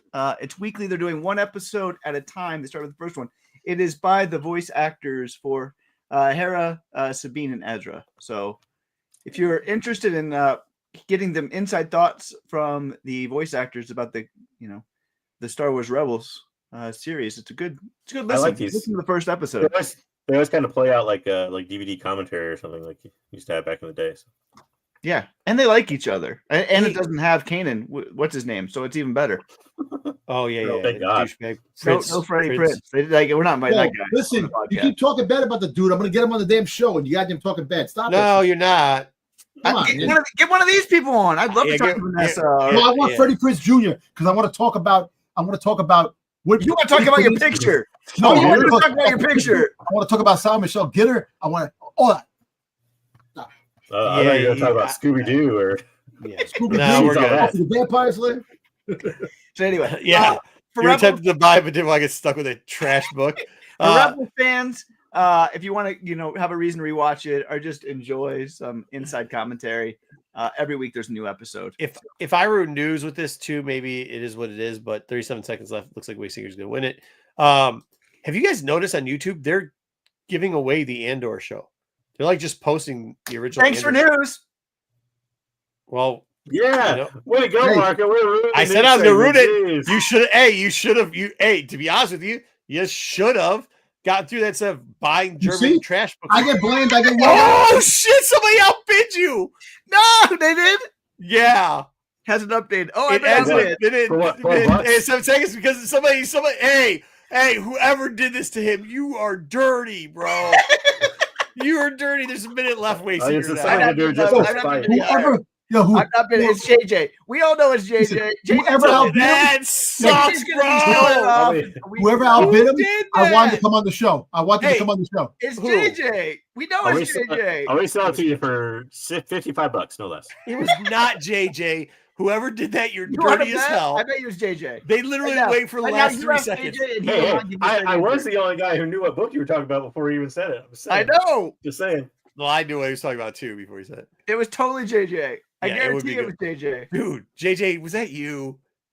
Hey, you're gonna That's have to wait to find dirty, out. JJ. That's so Yeah, JJ. dirty. Oh my No, you god. want to be on the show? With the camera not up, I can do whatever I like. Nobody knows that I was bidding on anything. Strategy. He Oh, he's waited in his to underwear. He just been on it. Wait until it was down to 2 seconds, so it adds an extra minute 50 or 2 minutes to the thing. Uh, 'Cause they don't want you sniping. JJ sitting in his underwear, freaking outbidding people. Oh my god. It's what I do while the show is going on. That is so dirty, bro. Yeah, JJ. Oh my god. All right, go ahead, Waysinger. All right, we got this one from just for Marco. Marco, talking about Celebration Lightspeed and what you think of Celebration Lightspeed. It was Oh! That book just went up to almost $30, $28.77. Dude. Whoa, that is Like I said, trash. $55. I Huh? didn't When he buy wants it. it. Didn't get When, it. when you want it, come to me. $55. Who ended up buying it? Did you really buy that? I can say. We gotta Oh. see. Oh, I damn. want to see what it comes like in the mail, and then I'll consider selling it to him for $55. Damn, he did you dirty. No, son. hey, he didn't even do it though, because a bunch of people then ran his number up too. Oh my god! All right, what do I think about this? This is trash. This is the worst thing ever. First off, they didn't tell you. They don't tell you what's in any of the shops. They don't say anything. They say, "Hey, listen, if you want to buy anything, you got to put in for this Lightspeed pass for Celebration." That's cool. If you're there waiting in the room, they didn't tell you have to actually refresh it at a minute after, like go back out and then come back in. So if you're waiting in the room, What? yeah. So Really? if you're waiting, Wouldn't that if you- defeat the purpose of putting everybody in the room? Yeah. right. So if you click the link and you were there early, it'd say you're waiting. But if you didn't go back to the post and then click the one underneath it that said we're open now, you never got in. So by the time we figured that out, which was 7 minutes in, the first day was already gone. Number two, if you tried to put in more than one person, they won't let you. So like you say, do one now. If you thought about it, you'd have to just click a time, go now. By the time you clicked it, if you clicked the next available, it'd be done. So you had to go down the list like 2 hours, click that one, and then but it'll only give you one pass for one person. I'm going with 4 people. What's the point of only one pass if you're going for 4 people? Like, what's the point? And then by the time you get that one secured and everything done, you can't even get another pass till like you can't double back. no. So we got 2 passes on 2 completely different days, but I'm planning on being in Kyoto by the time the second one is. Just if we miss out on, I don't even think there's going to be anything there. And on Monday it's not. I'm ticked at this. I'm more ticked at what just happened to Wayseeker. That's dirty as hell. But it's almost as You don't as need that dirty as book. this. It's all right. It's as dirty as this. Dude, that's just $28.77. Just dirty, bro. Oh my god. No, but this is bad. I don't know what everybody else's experience is, but they're going to open up. What is going to be next is the panels. If you're only getting one, how bad is that going to be? So if you go with 2 people, because we bought it as a You can't family, even get in with your kids. right? Can't get in with my wife. Can't get in with my kid. Like, what are we doing here? Like, this is not. I mean, I don't know, man. It's just This is not for panels, right? No, Panels this is one bad. was just no. This was This is for so they have at buying Celebration. stuff. They've got those shops, like the exclusive shops. Oh, It was to get in to get to exclusive shop to what's not the- even to buy is it. the Not even next to one. get it. What's the next one? Panels. The or- next one's for panels. Oh man, that'll be a disaster. It's going to be a disaster. it's going to be a disaster. It's going to be an absolute disaster. Speaking of panels, we got the panel celebration. All of them were released this week. Yeah. So we got the ones that Marco's got to get to. He's got the publishing one and the animation one are on Friday, and both of them say we will get sneak peeks about what's to come. So I think, dude. Oh, by the way, let me tell you more about how this is bullcrap. Have you seen the priority list for these panels? no. Okay, No. if you're a Jedi Master, if you got the VIP pass, which sold out in 13 Yeah, I figured seconds, that. Yeah. You get first dubs on these. Not only that, you have to up till 30 minutes the day of because they're not making them register for it. So you have 30 minutes before the show shows up, and you can just walk in. Okay, or tell them that you can reserve it up to 30 minutes before the show shows up. Then after that, they are going to take the Lightspeed Pass people that did this, but they're not telling you how. Like they're not telling you. It doesn't matter that you're in the queue. It doesn't matter. You know what I mean? It's going to be first come first serve for Lightspeed Pass people. Are they ruining Celebration? Is that what they're doing right here? That's what they're doing. What's the whole Yeah. point of putting it online then? Yeah, I don't know. And so they're going to Lightspeed comes next, and it's first come first serve. So if you stand in and get a panel, so like you get a panel, you do this one. What you have to do is go into the panel, request one ticket, go back in, request it, change the name on who you requested it for their ticket because your name's on ticket, and keep doing. Like, dude, this is going to be a mess. And then, by the way, you still might not get in because if all the VIP members go, there's not going to be spots for you. They said Lightspeed does not guarantee you a seat. There will be seats for every VIP member. There will not be seats for everybody. Man. So they're just going to all That's why panels. the VIPs are the best to get. You get Yeah, I it. was about to say, No, I thought this that is was kind of bullshit. already the case with the VIP stuff. That's why But come celebration 50th anniversary, I'm getting the friggin' the goddamn You're not VIP. gonna, how? You're that's you not better be fast enough, fast dude. fingers, man. Yeah. I'm you gonna gotta get. be I'll get them. I'm gonna get them. I'll be hawking that shit like It's no so tomorrow. expensive, isn't it? Dude, it wasn't that. Dude, we were waiting an hour before in the line to get them. We got in right as soon as it opened up. It said your wait time is going to be 3 hours. It wasn't 3 hours. It was like when the doors opened up, it said our wait times were going to be 3 hours, like to buy original tickets. I mean, it was less than that. It was 45 minutes, but that's how early we were. It only took us 45 minutes, and we were right there. I mean, we were higher wired in and right there, and it took 45 minutes. Like, Yeah, I was in there too. Dude. It took a while. yeah, I mean, I don't like. This is just not even like. And I'm not saying we would have bought VIP because we got Well, type of money, but by like the time I got in there, it was probably only an hour, and there weren't even freaking 3-day passes were going. there was a treat. No, yeah, it was Not even 35. VIP, Sorry, I just regular heard. 3-day passes. She just told me it was 28 minutes when we got ours. There Yeah. wasn't even 3-day passes for adults, only for kids. 28 minutes. 28 minutes of sitting in the queue. We were there before it came up. Are you kidding me, dude? Like, that's not like Dom's like, oh, VIP. Dom, you ain't getting VIP. And if you are, why would you pay that much? Like, you're only like, and now with the transfer thing that they're doing, I know, but I want to be able to get to every guy. Dom, you might not be able to because they're VIP, the transfer they have a transfer thing now that it's like you have to fill out a form. It's a family member can go, but like the transfers are getting harder. It's Like, gonna be I would me get and my wife. Well- but my wife, she'll get a regular ticket. I want the VIP. no, Dom. What I'm telling you You is don't get to go when I get to What go. I'm telling Dom, it's really hard to get it because you got to go into an online queue. yeah, I'm and saying by like time the you get in only way queue, to, they're all gone. yeah, there's no way for you to get there. Okay, hey, if it was just about the money, by the way, if it's just about the money, we'd be VIP because you don't got my money. You're not beating me on that one. But like, it's not about that. And by the way, I'm not saying I would do it because I think it's shitty to do stuff like that. But it's not even about the money. It's literally about like, I don't even know. Like, I've never seen anything sell out that fast. Like, it sucks. Oh, And yeah, you're right. They're not. And it's going to sell out even faster for the 50th anniversary. Yeah, Yeah, and it's you not see great. it all the time. It's just shitty. It's not it great works. because of they're not making it any better. Like, hey, listen, get one panel you can get into. And that's what they were saying. They're like, you have to choose. Oh, this is what they're also doing. And I think they're doing this to try to not get VIP members to every one. But they're like, they'll have panels at the same time. So now they're going to have double panels and you're going to have to choose. But what happens if the panels you want to go to are there's only 2 panels you want to go Didn't to? we do that before? I feel like they did. They did not. They did They in Anaheim, overlapped I at think. least a little bit. Yeah. They did in Anaheim, but yeah, it overlapped. You could go to both. They're telling you, but they're saying now that you can only reserve with Lightspeed. You have to reserve one or the other. Right. So you're not letting you reserve both. So what happens? Just for instance, what happens if you're like, hey, if the if the vision panel and the publishing panel is at the same time, right? And I'm like, crap, I'm going to go publishing.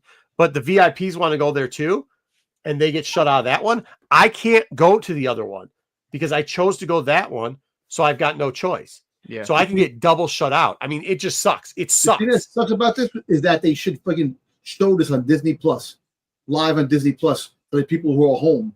Like, it'd be like if you're home, they have it televised, but they're not going to do that. They're not going to do that. They better. Well, what they used to do they in usually Celebration, they do the main room. Yeah. So they'll do like whenever Dave Filoni's do an interview, or maybe the big panels, right? Those are 4 big panels. Those one might make it. These smaller ones aren't going to be there. You're right. No, yeah, but what I'm saying though is, well, so here's what they do. They do it inside Celebration. They do actually have TVs up in. They used to at least have screens up in certain places to do it. Yeah. Listen, my wife doesn't want to. My wife said that if I go, I'll get the ticket and she'll take a regular ticket because she don't care about winter time. Okay. Oh yeah, Wookie, good. Hey, whatever we can do to help you out, Wookie. It doesn't take much for. No, but I mean, but what I'm saying is, there's a point where, I don't think it should be a paywall, right? No, I don't think it's right that if Wayseeker wants to go, and I'm just I'll pay Wayseeker. I don't think that's right either. I mean, I just don't think that's right. Yeah, but that's how. But then again, pick a different job. I also say sometimes, pick a different job, Wayseeker. You know what I mean? Well, it's not just that. Harder. I am pretty sure, Marco, you'll be able to get into the Fett family panel, no matter if you want or not, on Sunday. Yeah. Hey, listen, and that will be the only time if the Book of Boba Fett. No, you don't. But Wayseeker, do you know that? Because it's also Japan, which is notorious for lining up and notorious for just showing up, right? But making sure everything's full. A Fett family panel. That sounds horrible. I know. You are horrible, Wayseeker. You're horrible. I'm glad you lost that book. You pain. I'm glad you lost that shit. You goddamn. I can't.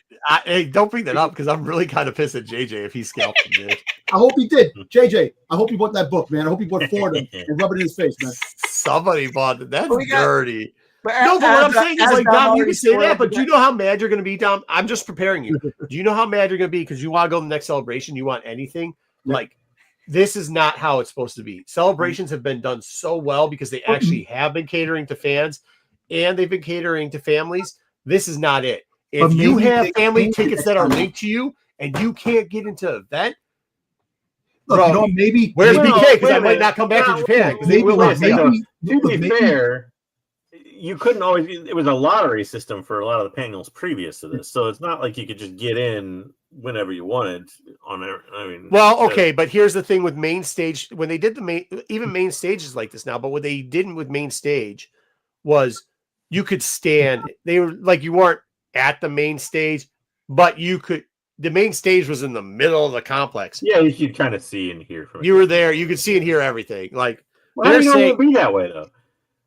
From what I understand, that's what they were saying that I don't know. I mean, maybe they will, but from what it sounded like is they're trying to reduce that so that not everybody's there, which sucks, man. Because that was part of the fun is you could still walk around, you can do stuff and see stuff, and you'll see Warwick come out on the stage, and you'll be like, yeah, and they got the screen. Yeah. You know what? Maybe after this debacle, and next time around they're gonna change it. No, because clowns and people like you, Dom, will keep paying more and keep doing this and fighting each other. And what are they going to say? I hate that we blame businesses sometimes for stuff because it's not the business. If you're saying here, have free money. Oh, exclude more people. I'll pay you more for that.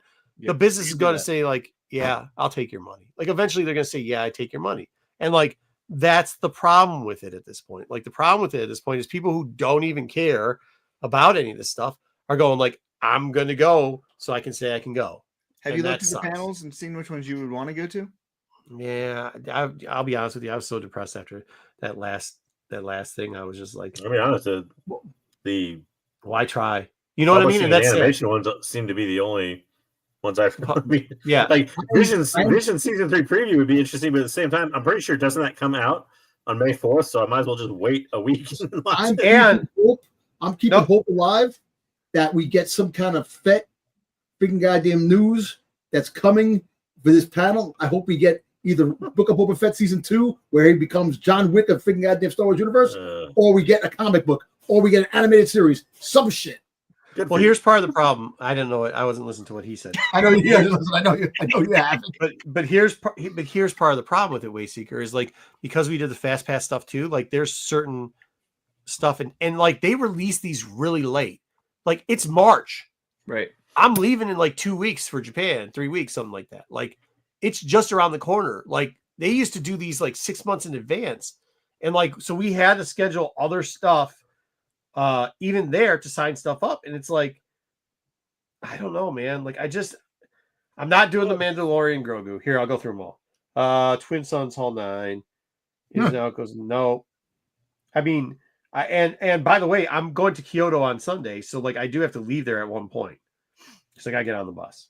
Yeah, but we are on the train, but we've been waiting forever for this to come out. But Visions is early in the morning. I might be able to do it. Not going to do the Galaxy with Walt Disney Engineering because nobody's going to care. There's the Mandalorian presentation by LM, which I don't care. Book of Boba Fett and Ahsoka, don't care. The Fett family's at 1. That's probably the last thing I'm going to be able to do. Maybe the heroic sidekicks. I don't think so. Luckily, not missing much because I'm not going to watch the screening of the finale. And the closing ceremony, I'll be on it. Hopefully, actually, you know what's funny? The closing ceremony, that's when I got in line, like the second ticket in line for the thing. Think about that. During the closing ceremonies. We were there when it opened, and that's the second ticket. You're telling me this. I mean, that's how terrible this is. Yeah. So what's on Saturday? Saturday was weak. Friday was the big one, I thought. Saturday you had, is that Clone Wars or is that Rebels? One of those. It's they're Oscar Isaac's got one. The stage is the Mandalorian. Developer panel, probably no. Cosplay showcase, I'll take the kids to that probably if I can. That's probably it. So I'm going to waste my passes trying to go that crap, which in Japan, there's no way you're getting on the Lightspeed pass for that. Yeah, publishing's at 2 to 3. I'm going to try for that. Yep. Because Light and Magic's 1 to 2, and storytelling across Star Wars and Japan, going to miss that because you can't do 2 at the same time. The animation's on Friday too. That one will be the big one, I think, and that will be hard to get into. Be real hard to get into. Visions Volume 1 and 2, maybe. No, it depends if it overlaps. What time is it on Friday? Hasbro panel. There's the Hasbro panel 11 to 12:30. Might be able to get in on that. On that one. Animation is 3:30 to 4. So like, yeah, it's right in the middle of a lot of shit. So, I mean, like that's it. I don't know. All right, next up. Yeah. All right. We will see. BitReactor's strategy game will be revealed at Celebration. So this one is for you video game players. It's kind of the big news. We've been waiting for the strategy game to have more come out. So Marco will get first look at the strategy game if he really cares, which I don't think he does. But I mean, if I'm around, if I can get to where, yeah. I mean, I don't know. I'm sure they'll have like a demo. Probably be a booth. Yeah, that'll be cool. I'll go do that. I mean, I'll do that. Yep. So that might be one of the highlights. On more game note, we did find out that Star Wars Hunters is shutting down.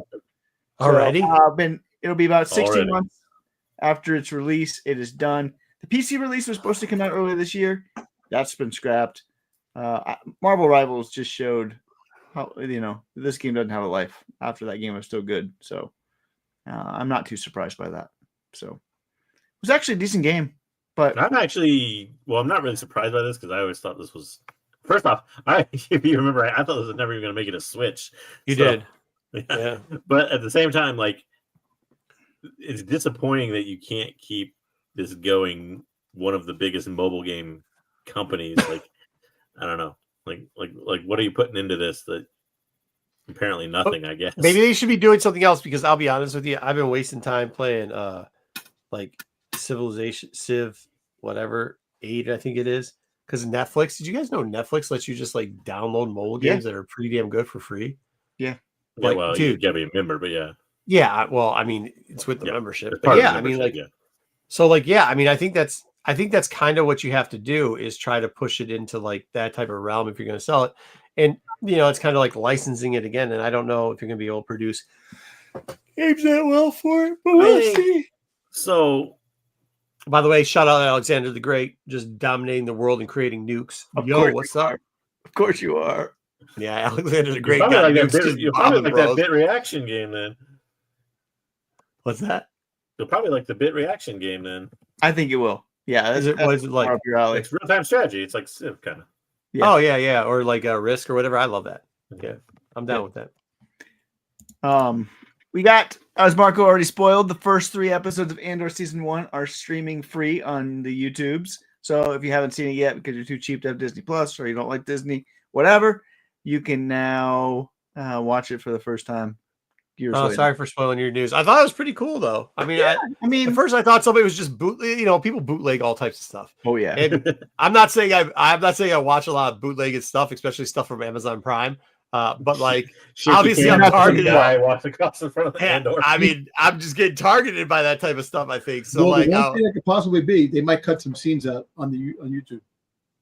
It might be some. They aren't gonna do that. No, it's a full thing. Yeah, it's all. It's out. I don't know. I don't know there's anything that bad in there. They're just trying. Pretty... They're just trying to get interest for people who weren't Star Wars fans. There's not anything like. They let us on YouTube. I mean, how bad SNS is there talking about gimps? I mean, how bad can it be? You can get away with a lot of stuff. So shout out SNS. Make sure you check them out. Pick this one up. We did see that Tony Gilroy admitted that Lucasfilm was right for cutting the F-bomb in season 1 in that scene. He said, yeah, going back on it, it didn't make sense in the world of Star Wars. He said shit. So kind of it worked out. Yeah, but I mean, people making a big deal out of that. That's like it's like little kids when you say a swear word, though. I've never gotten it. But Star Wars, you never hear. You never hear. No, but that's what I'm saying. Like, but that type of mind. I mean, I'm not saying you're a little kid, Dom. I'm saying like in general, like I've always saw that as little kid mindsets. Like, ooh, they said a bad word. I am a little kid. I'm a little kid at heart, and yes, they curse. I got all those toys. That's why you got all those toys. Yeah, that's why you got all those toys behind you, kid. Exactly. There you go. All right. I was Marco to the point. Like, I don't see why people still make a big deal out of it. Like really, like it's an adult show, right? We can't curse in an adult show. Well, the whole funny thing is that. Kind of like if it was like Bad Batch and they're dropping an F-bomb, okay. The thing is that Andor is so much like it's a different type of Star Wars. Like we've seen with the opening of the trailer for season 2, the music they played. It's such a different vibe, and to have those vibes in it's already separating. It's like, hey, you have Star Wars, you have Andor. It's like Andor's off the side of Star Wars, and it's different. I disagree. You disagree? Dude, I don't. When people say that Andor is not like Star Wars or whatever, or it is like Star Wars. I'm the same, but it's different. It's not what the Star Wars we know. I was about to say I kind of agree with Dom a little bit there, in that I think it's not necessarily to us. It's not different. I don't think because we're live breathe Star Wars a lot. General public wise, though, it's not what people think of when they think of Star Wars. I mean, I just think too, like when you read the books, like it's a perfect example because we brought up Eli, right? Like, and there's a lot of stuff in there. Like a lot of stuff you see in this book is kind of similar stuff that if you've read the Tarkin book, or if you've read some comics that are a certain way in there, and I mean maybe it's the wrong comic or whatever.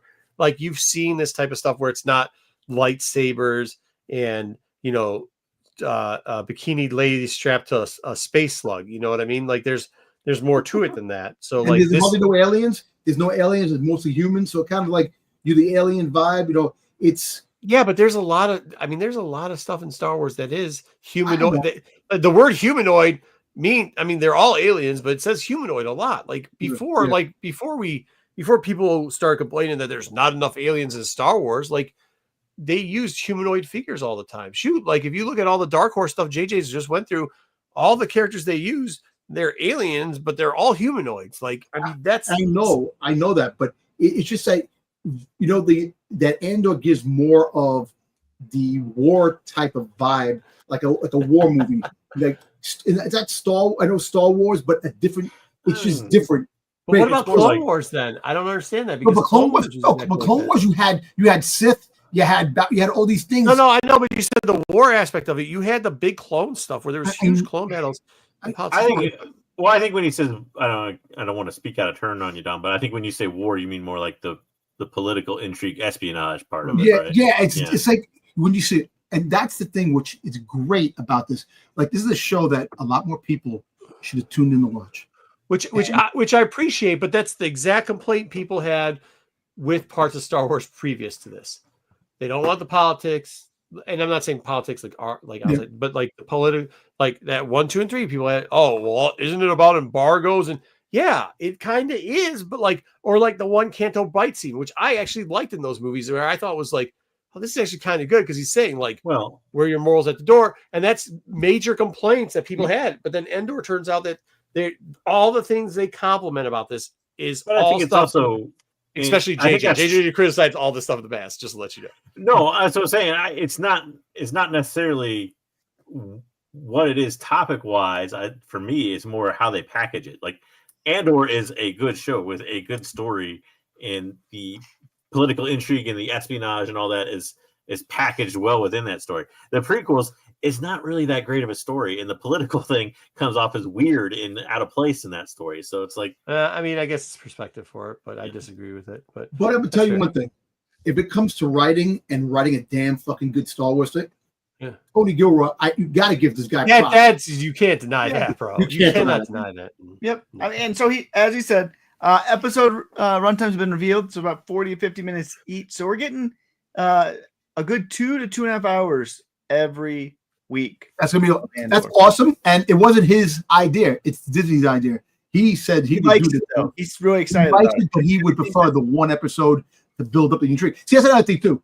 You know, what is Star Wars? Like, you watch a Star Wars show. You know, you have a week and you go like by the water cooler. You talk about it. Like the episode, you build momentum. You know, and that's what Star Wars has really lost. If you really think about it, the momentum.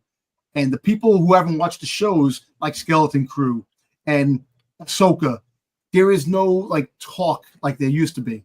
And Andor actually brought a lot of buzz when the people who did watch Andor, there was a lot of shit that people talked about Andor. And yes, I'm happy that you have 4 movies in 4 weeks of Star Wars. But once that's done, that's fine. We worry about this. But you would only get a couple more weeks on top of that. I think sometimes you remember the old times better than they were. Like there wasn't like Star Wars was always nothing warm for years. Warm and cold. Like there's times where nobody would even. Yeah, we're moving on. Yeah, we got lots of news. Here you go, Dom. This is for you. You need a gift. There's a BB-8 swimsuit beach wrap. Is that available? Strap right that looks there? like it's photoshopped on. Yeah, it's Photoshop, right? I was going to grab the strap and see. Do you want? That's what you should get for Giggles Pet right there. Do you want a BB-8 swimsuit beach wrap? No, like Ray Seeker took this and drew this on the picture. I don't want BB friggin' one with the friggin' BBs to cover the BBs. I don't want that, man. It's a wrap. It's a wrap, so wrap. like you know, just fucking drool on. It looks awkward in the picture. It looks literally like somebody drew. It does. It looks. No. JJ, you're exactly right. What happened here? What happened here is they took like a stock photo and then just like, we're gonna put this on here. Who even wears a wrap like that? That's not the point of a wrap, by the way. See, why'd you do this? See, why'd you do this? I thought when you put this picture up, it was freaking a Sydney Sweeney. And I was like, oh, Star Wars. That ain't Sweeney. No, it's a BB-8 wrap for all you people that need a gift. You can get one. There you go. Here's a better one if you want something fun. The Death Star popcorn bucket is now available on the Disney Cruise. It comes with lights and sounds. It's only $22. That's not bad. $22. If you really I think that's good. It is good. I like this popcorn bucket. That's kind of cool. Yeah. I'm a fan. $22. I'd pick this one up if I was on a Disney cruise.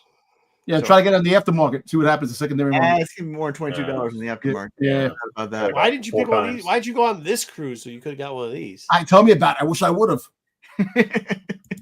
All right. You want to go to auction? You can now, next week, you can pick up Luke's lightsaber from Mando season 2. Bidding starts at Of course you $25K. do. Bidding increases by $2,000 each bid.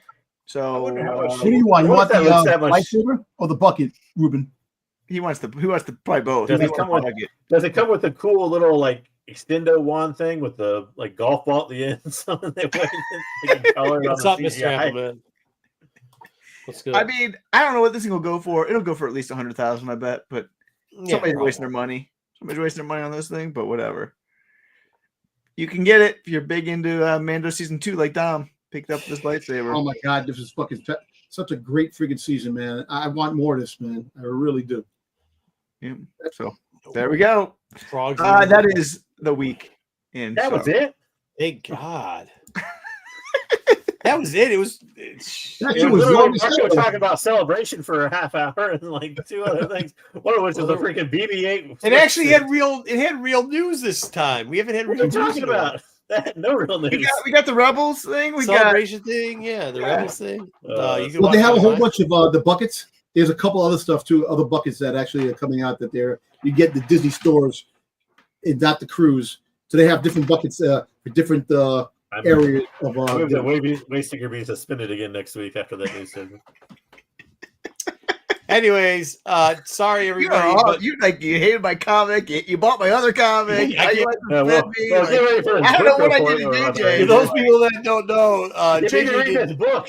JJ did a really dirty. Oh, I can't. I'm not gonna log in. JJ did a really dirty. Did Wacy really dirty and outbid him for a book It's earlier. all revenge. It's all revenge for having to listen to the novel for 17 Oh, hours. that goal is something Well, else. Let's Let's see do what you I don't feel love this book. I didn't read the novel, but on a scale of 1 to 10, what was the novel? We'll get to it. We'll get. Well, it to it. depends. It depends. I mean, I have an interesting take on it, which Wayseeker is gonna be like, yeah, and then I'm gonna be like, that's not what I'm saying, Wayseeker. So but go ahead.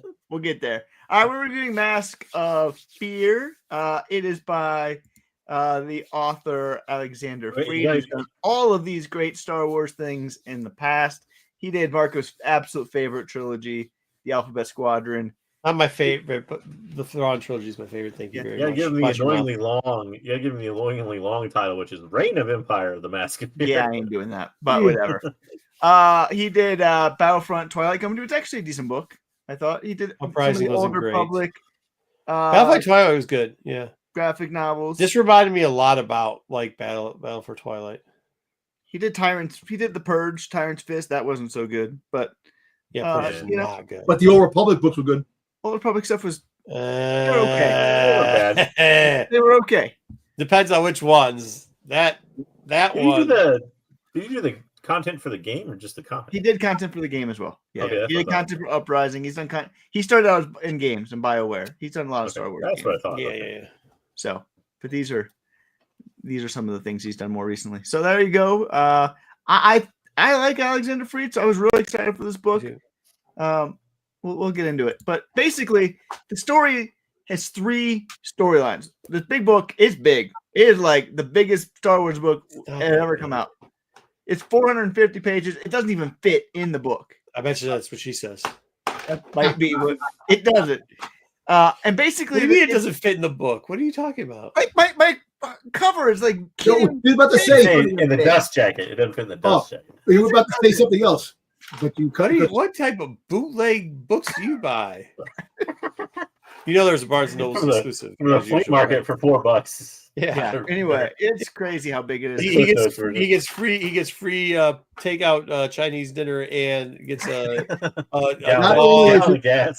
He He's gets a saying not dog, only is half a it big, gallon of gas, a Free with a fill up. Free with a So- fill up at the truck stop. free car wash and a book. Like, what are you he's doing? saying not only is the book big, the book also is girth wise too.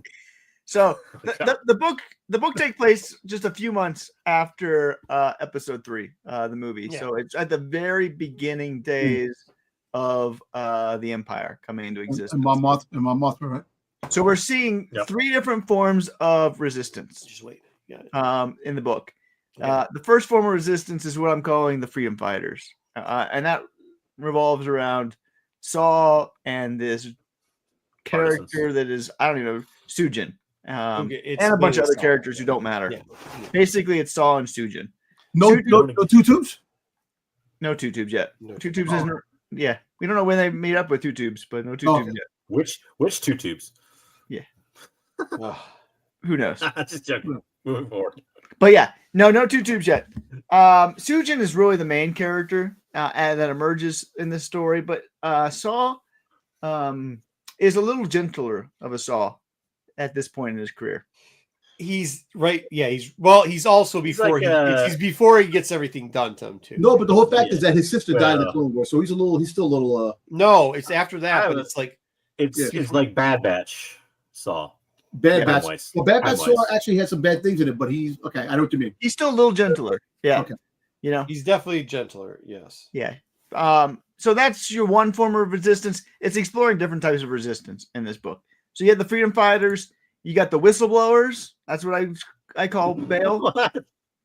He's the whistleblower. That's his main thing. What are you talking about? He wants Did to you find read out. this book? He wants his whole goal in this thing is he knows that the Empire was behind the killing of the Jedi, and he thinks that if he can find proof that the Empire killed the Jedi and the Jedi weren't bad, that he's going to throw over the system.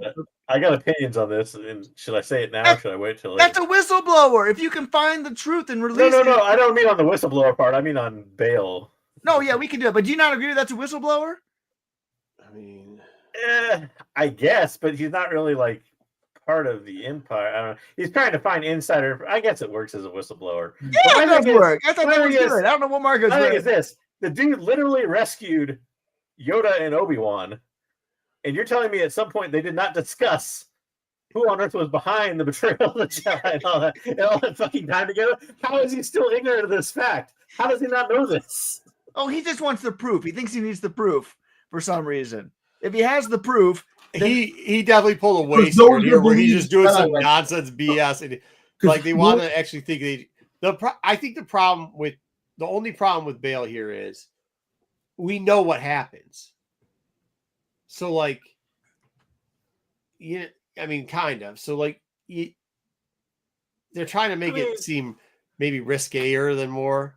Well, the whole fact is that no one's going to believe the Jedi anyway. So even if the Jedi's talk, he wants to find out the truth. The well, Jedi, he knows the truth. He just thinks that he can take down the Emperor with the truth. But it And seems you like know- at times he doesn't even know the truth. I don't know. It's weird. But he can't yeah. handle the truth. He's so naive. He's so naive. He's in this naive, book. yes. He's very naive, and it's almost to a ridiculous point of like the naive. You're wondering if it's naivety or almost Naivety. idiocy in a way, where it's just Well, that's what I'm kind of saying is like I think they try to play that up a little bit too much because we know what's going to happen, right? Like, yeah. we know what's happening. He's not going to die, but they're trying to give you the like, oh, he's naive, and I mean, whatever. Plus, it's nice to hear about. I'll actually say I was more interested in his wife. Yeah, she's Holler at pretty his good. wife. Yeah. And part of the story is you also get Haki. Haki is somebody who's working for ISB or whatever this thing is. Yeah. This was a little weak of story as well. She It's was not going really along, ISB, but it's the precursor to training him ISB, along, maybe. trying to protect Imperial. him. I'm gonna say Imperial intelligence. Yeah, I think is how they Imperial keep her intelligence, referred to that's a it. big Yeah. But yeah. It's just a spy network spying on their own people. So We had Moff Gideon. So big part of this of Bale's journey is involved this character who just spoiler won't die for some reason. Won't die. I keep thinking she's gonna die. She just doesn't die. That really annoyed me. Like she Even at the end, she survives the flood. Then they all of them are trying to shoot her, and then she just pops back up at the end for some unknown reason. But whatever. Marco can explain how that was good.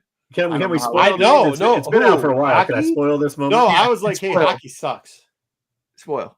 So she pops back up at the end out of nowhere, and I thought, am I the only one that thought maybe it's because I was listening to it audio that she was gonna die in that last scene with because it seems like she arrived injured and I'm going to see her for the last time or something or see them for the last time, and I figured she's gonna die. And they're just like, no, we'll just go on the run and become fugitives. On the run, we'll figure out the And 440s. she's old, by the way. She's not young. We don't have a picture over there, but Yeah. she's supposed to be this old, intelligence lady that's probably, I don't know, training this other one that's much younger. And I'm like, how does this old lady not die? She's like escaped death like 4 times in this novel. I It's actually ridiculous. talked to JJ a little bit today, and I said like this was a waste. Like this thing is so stupid. Like this part was not. It was like filler garbage. Wait, a book that's 450 pages, they can cut some stuff, and that's the easy thing to cut. Well, but wasn't the worst character of the book. We'll get to the worst character of the I'm book. surprised. JJ will tell you. I thought you were gonna. I was like, just wait till he says about this hockey and shit, dude. Like, Wait to the worst character of the book. The worst character we'll get right here. In the three forms of the third form of resistance is political resistance. Mon Mothma wants to overthrow the emperor from the inside. oh, I know what he's gonna go with here. And so Mon Mothma. We'll talk about Mon Mothma in a little bit. I actually thought Mon Mothma was fine. You get this. She's terrible. Who works for Mon She's Mothma horrible. who gets killed with Zuna. You get the 440s, which is like this group of I don't even know. They remind me of the freaking speeder bike gang. Yeah, right. They gather at nightclubs and talk about shit. I'm like, what the hell is this? A book club or like intelligence? It's supposed to be like a clandestine intelligence group, but they're like gathering in nightclubs and just chatting. I'm like, what is this?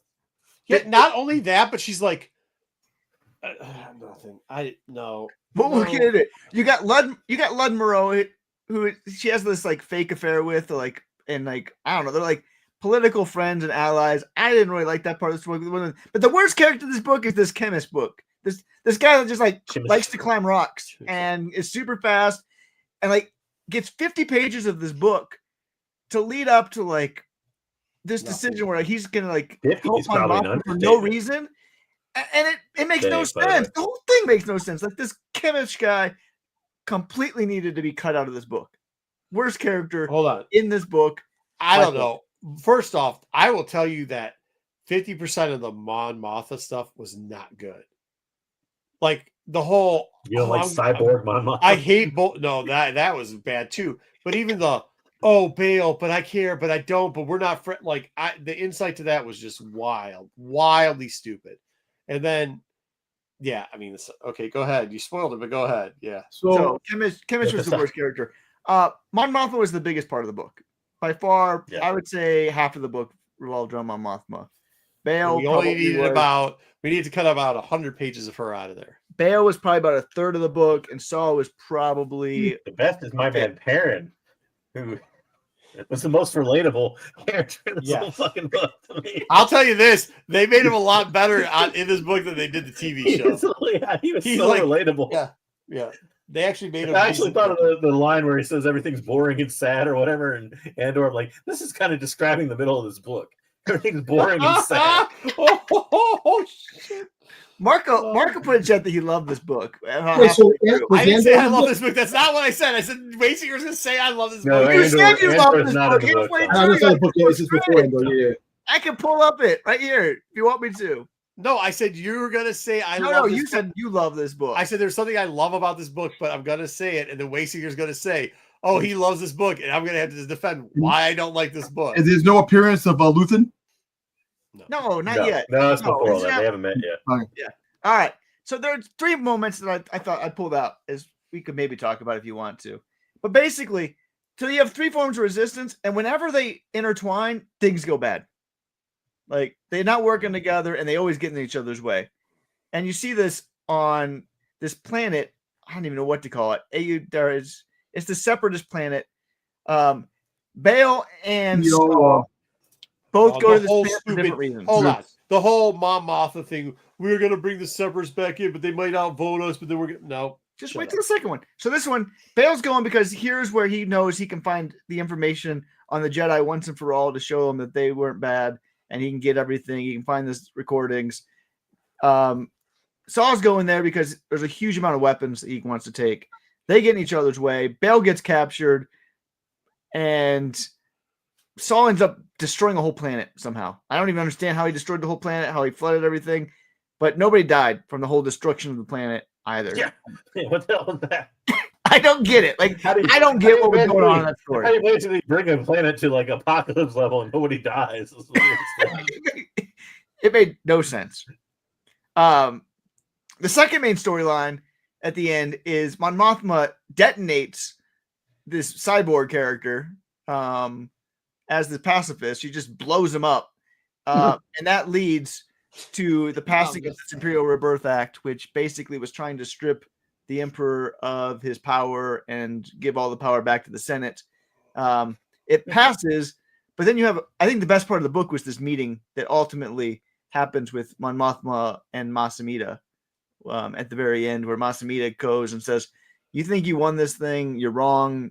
You don't understand how big this thing is. Emperor's just going to veto it. He doesn't care about what you do. He's only caring about what's happening 100 years from now. I'm super You glad do I read whatever you want to do. We got all these prisons that we're setting up. We got all these other plans you want to do. You can't touch us. And she's like, oh shit, you're right. I can't do anything to you. Yeah. It was great reading those like 200 pages about how she's trying to work this Imperial Rebirth Act, only to realize at the end, oh yeah, the Emperor could just fucking veto the thing, and it doesn't fucking matter. I was really thrilled with that. Let me tell you. Thank you, JJ. Thank you for that. Holy, but that was the only part of the book I liked, was that meeting with Masamita. To be honest, like that was pretty cool. Are you kidding me? That's what I'm telling you. Like, there's good. This is why I say I love parts of this. You suck. Like all the stuff you say sucks, and those parts suck. That sucks. You know what? I don't totally disagree with you there, because to me, a lot of this, well, there was tension between like Bale and Saul and other, but like a lot of the only tension in the book came at that meeting, at least politically speaking. Otherwise, it's just like senators talking to senators and stupid people meeting in nightclubs, and like there's no like, for a book to be about like political intrigue, there was no intrigue. That was it. Yeah. That was it. That was the moment of the book. So I didn't, like I said, I liked Bale's wife better, and they gave insight to it. I liked some of the insight we got to some of the thought process behind early Saw and Bale. I thought they did a good job with it. That's what I loved about it. But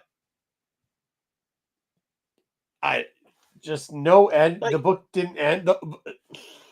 To me, this would have played so much better if they gave Mon Mothma the win for it, right? Because that's all you're hearing about is how she's working this thing, and then whatever. And then at the end, it doesn't really matter. I'm like, well, that kind of just tosses the whole thing to the side. Like, and I get like the Emperor is this benevolent guy that works behind the scenes and crushes everybody's hopes and dreams. I get all that, but like, if you gave her at least a little bit of a win somehow, rather than like you get it passed, and then the hammer just comes down that you can veto it. You're like, okay, well, why did I, if I'm supposed to invest in the character of Mon Mothma and be invested in what she's doing, and that just takes you right out, why didn't you give her at least a little bit of a win instead of that? That's fair. Fair. I don't know. I think you're right. I think that would have. The book ends really strange too. So at the end of the book, Saul, Mothma, and Bale all come together because they realize now they can't win. Mothma's like, we can't win. We can't do this. We can't resist. Everything we do is futile. So basically, they form an alliance together, and they say we're going to keep doing it our ways, but we're going to have to work on things, realizing that we need each other and we need to do it not in opposition with each other, but together. And they said, you can't. We're not going to contact each other anymore. You do what you're going to do. I'm going to do what I'm going to do. Yeah. Which makes me wonder, alliance, by the way. Which makes me wonder, like, we always thought that Mothma and Saul did not like each other, and maybe it gets to that point, or maybe she was faking it. Maybe they did like each other. I don't know. Maybe that whole Rebels scene where, like, Saul infiltrates. More of a stay out of each other's way type of moment to like try to, then more like a work together, like each other moment. Yeah, I agree. But still, it was fascinating. It was definitely not what I was expecting how the book would end. I'm not sure where that goes from here, but that was not the ending I was expecting. So that's what we got for that. I had some questions. People are calling this book Andor Season 0. Do you agree? I mean, there's no Andor in it, but in a way, it kind of leads up to that as a precursor events-wise. So I get why people are calling it that. And the title comes from Andor too. I think that's So I mean, and I get it. Obviously, it's timed release-wise. There's a reason why it's releasing like 6 weeks before Andor Season 2 comes out. So, but to me, it's not quite the same. Like Andor, you had much more. Is going to be like the cheap way to put it, but you had everything was a little bit different, and you even had different characters. Like if Luthen was in this book, and Luthen maybe took the place of Saul in this book, I could see it as being more of an Andor prequel. But this is just kind of like giving us people that we already know, and trying to build those characters up. But it goes almost too long, and I don't know that it succeeds that way. Yeah, but that's fair. I mean, in the timeline, I can see it being called Andor Season 0. As far as the events that occur in the book, I guess, but not really. The political stuff just wasn't that interesting either. So I mean, they made they made some side characters a little bit more interesting than the main characters. I mean, but once again, like the threat to Bale is not a threat. Like Saul, okay, cool. I think Saul probably was the best part of the book, to be honest with you. Really? I guess maybe that's where I'm already going to favorite part. yeah, that's fine. I don't care what we do. But I mean, I think that's it. Like, I think the Saw parts were the best, and like, yeah, I don't understand. I don't even know why they. I still think the Bale was worse than Mon Mothma. That Bale's portion, he was such an idiot. The whole book. Yeah, I couldn't stand the fact that like it almost upends the way you think of Bale. Like he had like, and I knew he would have the coming in to the book. I knew he was going to be in the book, and he have this like strong sense of justice type of thing because that's Bale's character more or less. Is ever the politician, and even when he arrives at the temple in the movies, he's kind of like first he confronts him and he kind of backs off because he knows right there if he'll get shot and all that. But like the reason they put him in this book is like almost makes him dumbs him down, I guess, in a way. It makes him agree. It cheapens his character a little bit. I agree. Well, I guess my point is like I just took it as they were just never going to give him. I see it as an opposite problem.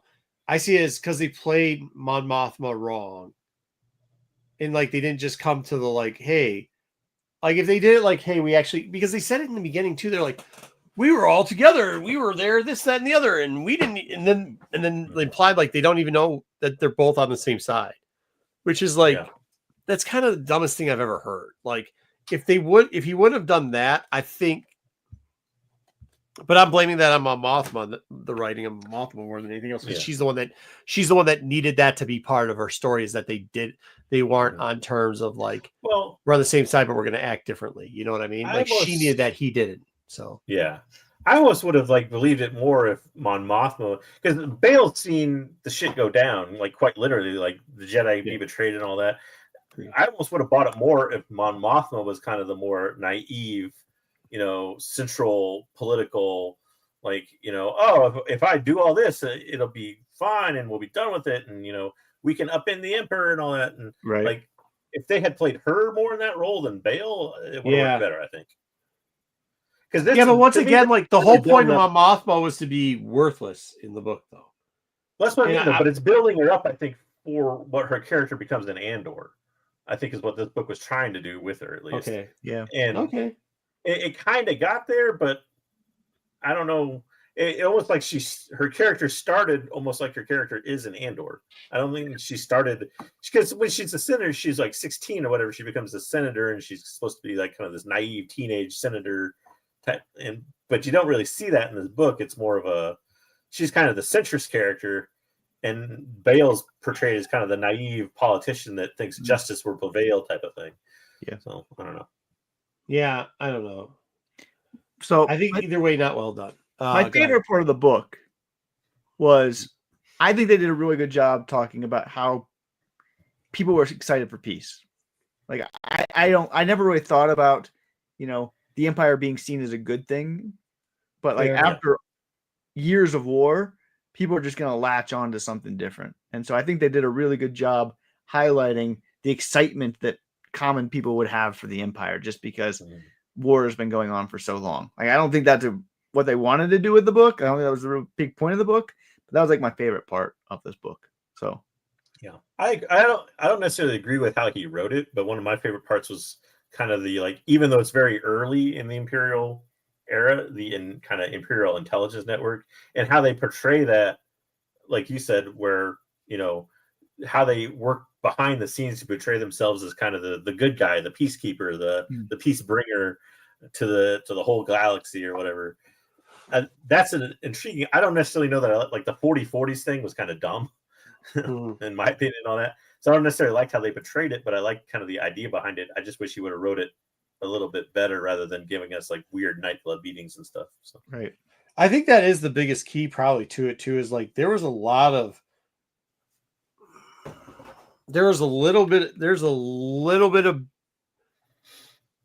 bones and then sparse sections of meat on it, and then there's just bare at certain points. And like I could see kind of where he's going and how it could have been good, but like I feel like the book got rushed because they wanted it out for Andor.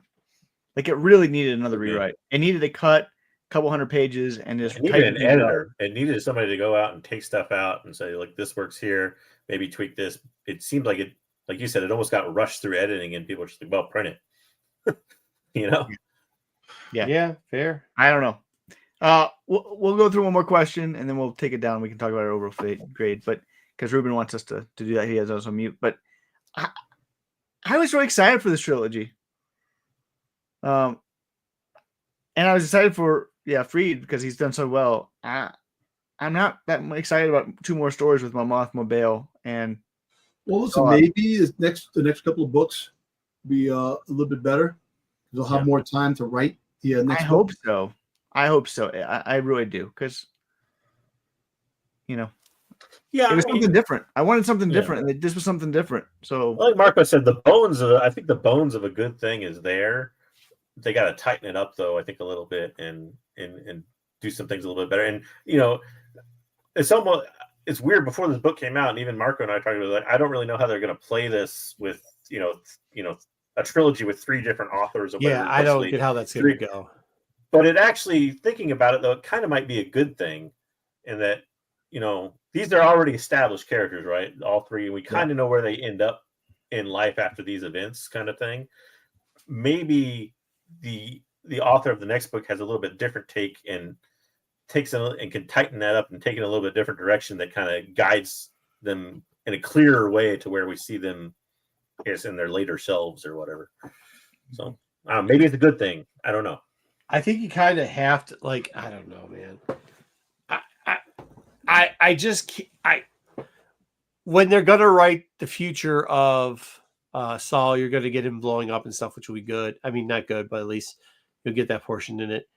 If they don't get off the snide road, well, first off, what are you gonna do with the cyborg? They're just whatever. But if you don't get Mon Mothma and Bail to have some type of organic understanding for each other quickly, I think it's going to ruin both characters. That's all I'm going to say. Yeah. We'll come back to the overall grade because Ruben wants us to talk about it last. But we want to talk about this as the next book up. And then we'll come back to it because Ruben wanted us to take it down when you talk about the overall grade. The next book up, I'm excited for the next book up. That one is April 1st, a couple weeks away. It is your favorite Last author. Last Gray. She said it's good. I saw her working on it. She said it's good. Into the Light. I'm down for it. So it was going to feature JJ's character they sniped me on. Reith. My boy Reith will be the main characters. You can see that one. We get we we get the Geode and Affy and Lux crew. I love Geode. Dom's the only person I know that doesn't like him. So I'm like a fucking rock. Yeah, whatever. I think we're gonna get. I think we're gonna get the non-redemption story. If you remember, Non was the one that Reith loved, kind of, and she pulled the fast one over him and into the dark. I think Non's going to come back on that, and most likely because if you remember, Amadeo and Reith became good friends. I think we'll see lots of Amadeo in this one too. So that's what's up next. All right. So Ruben wants our thoughts, our overall impressions. How would you grade it? We're doing like 1 to 5, or what are we doing? Yeah, what are we doing? We'll do 1 to 5. Sure. 5. Marco, you go first. 2.5,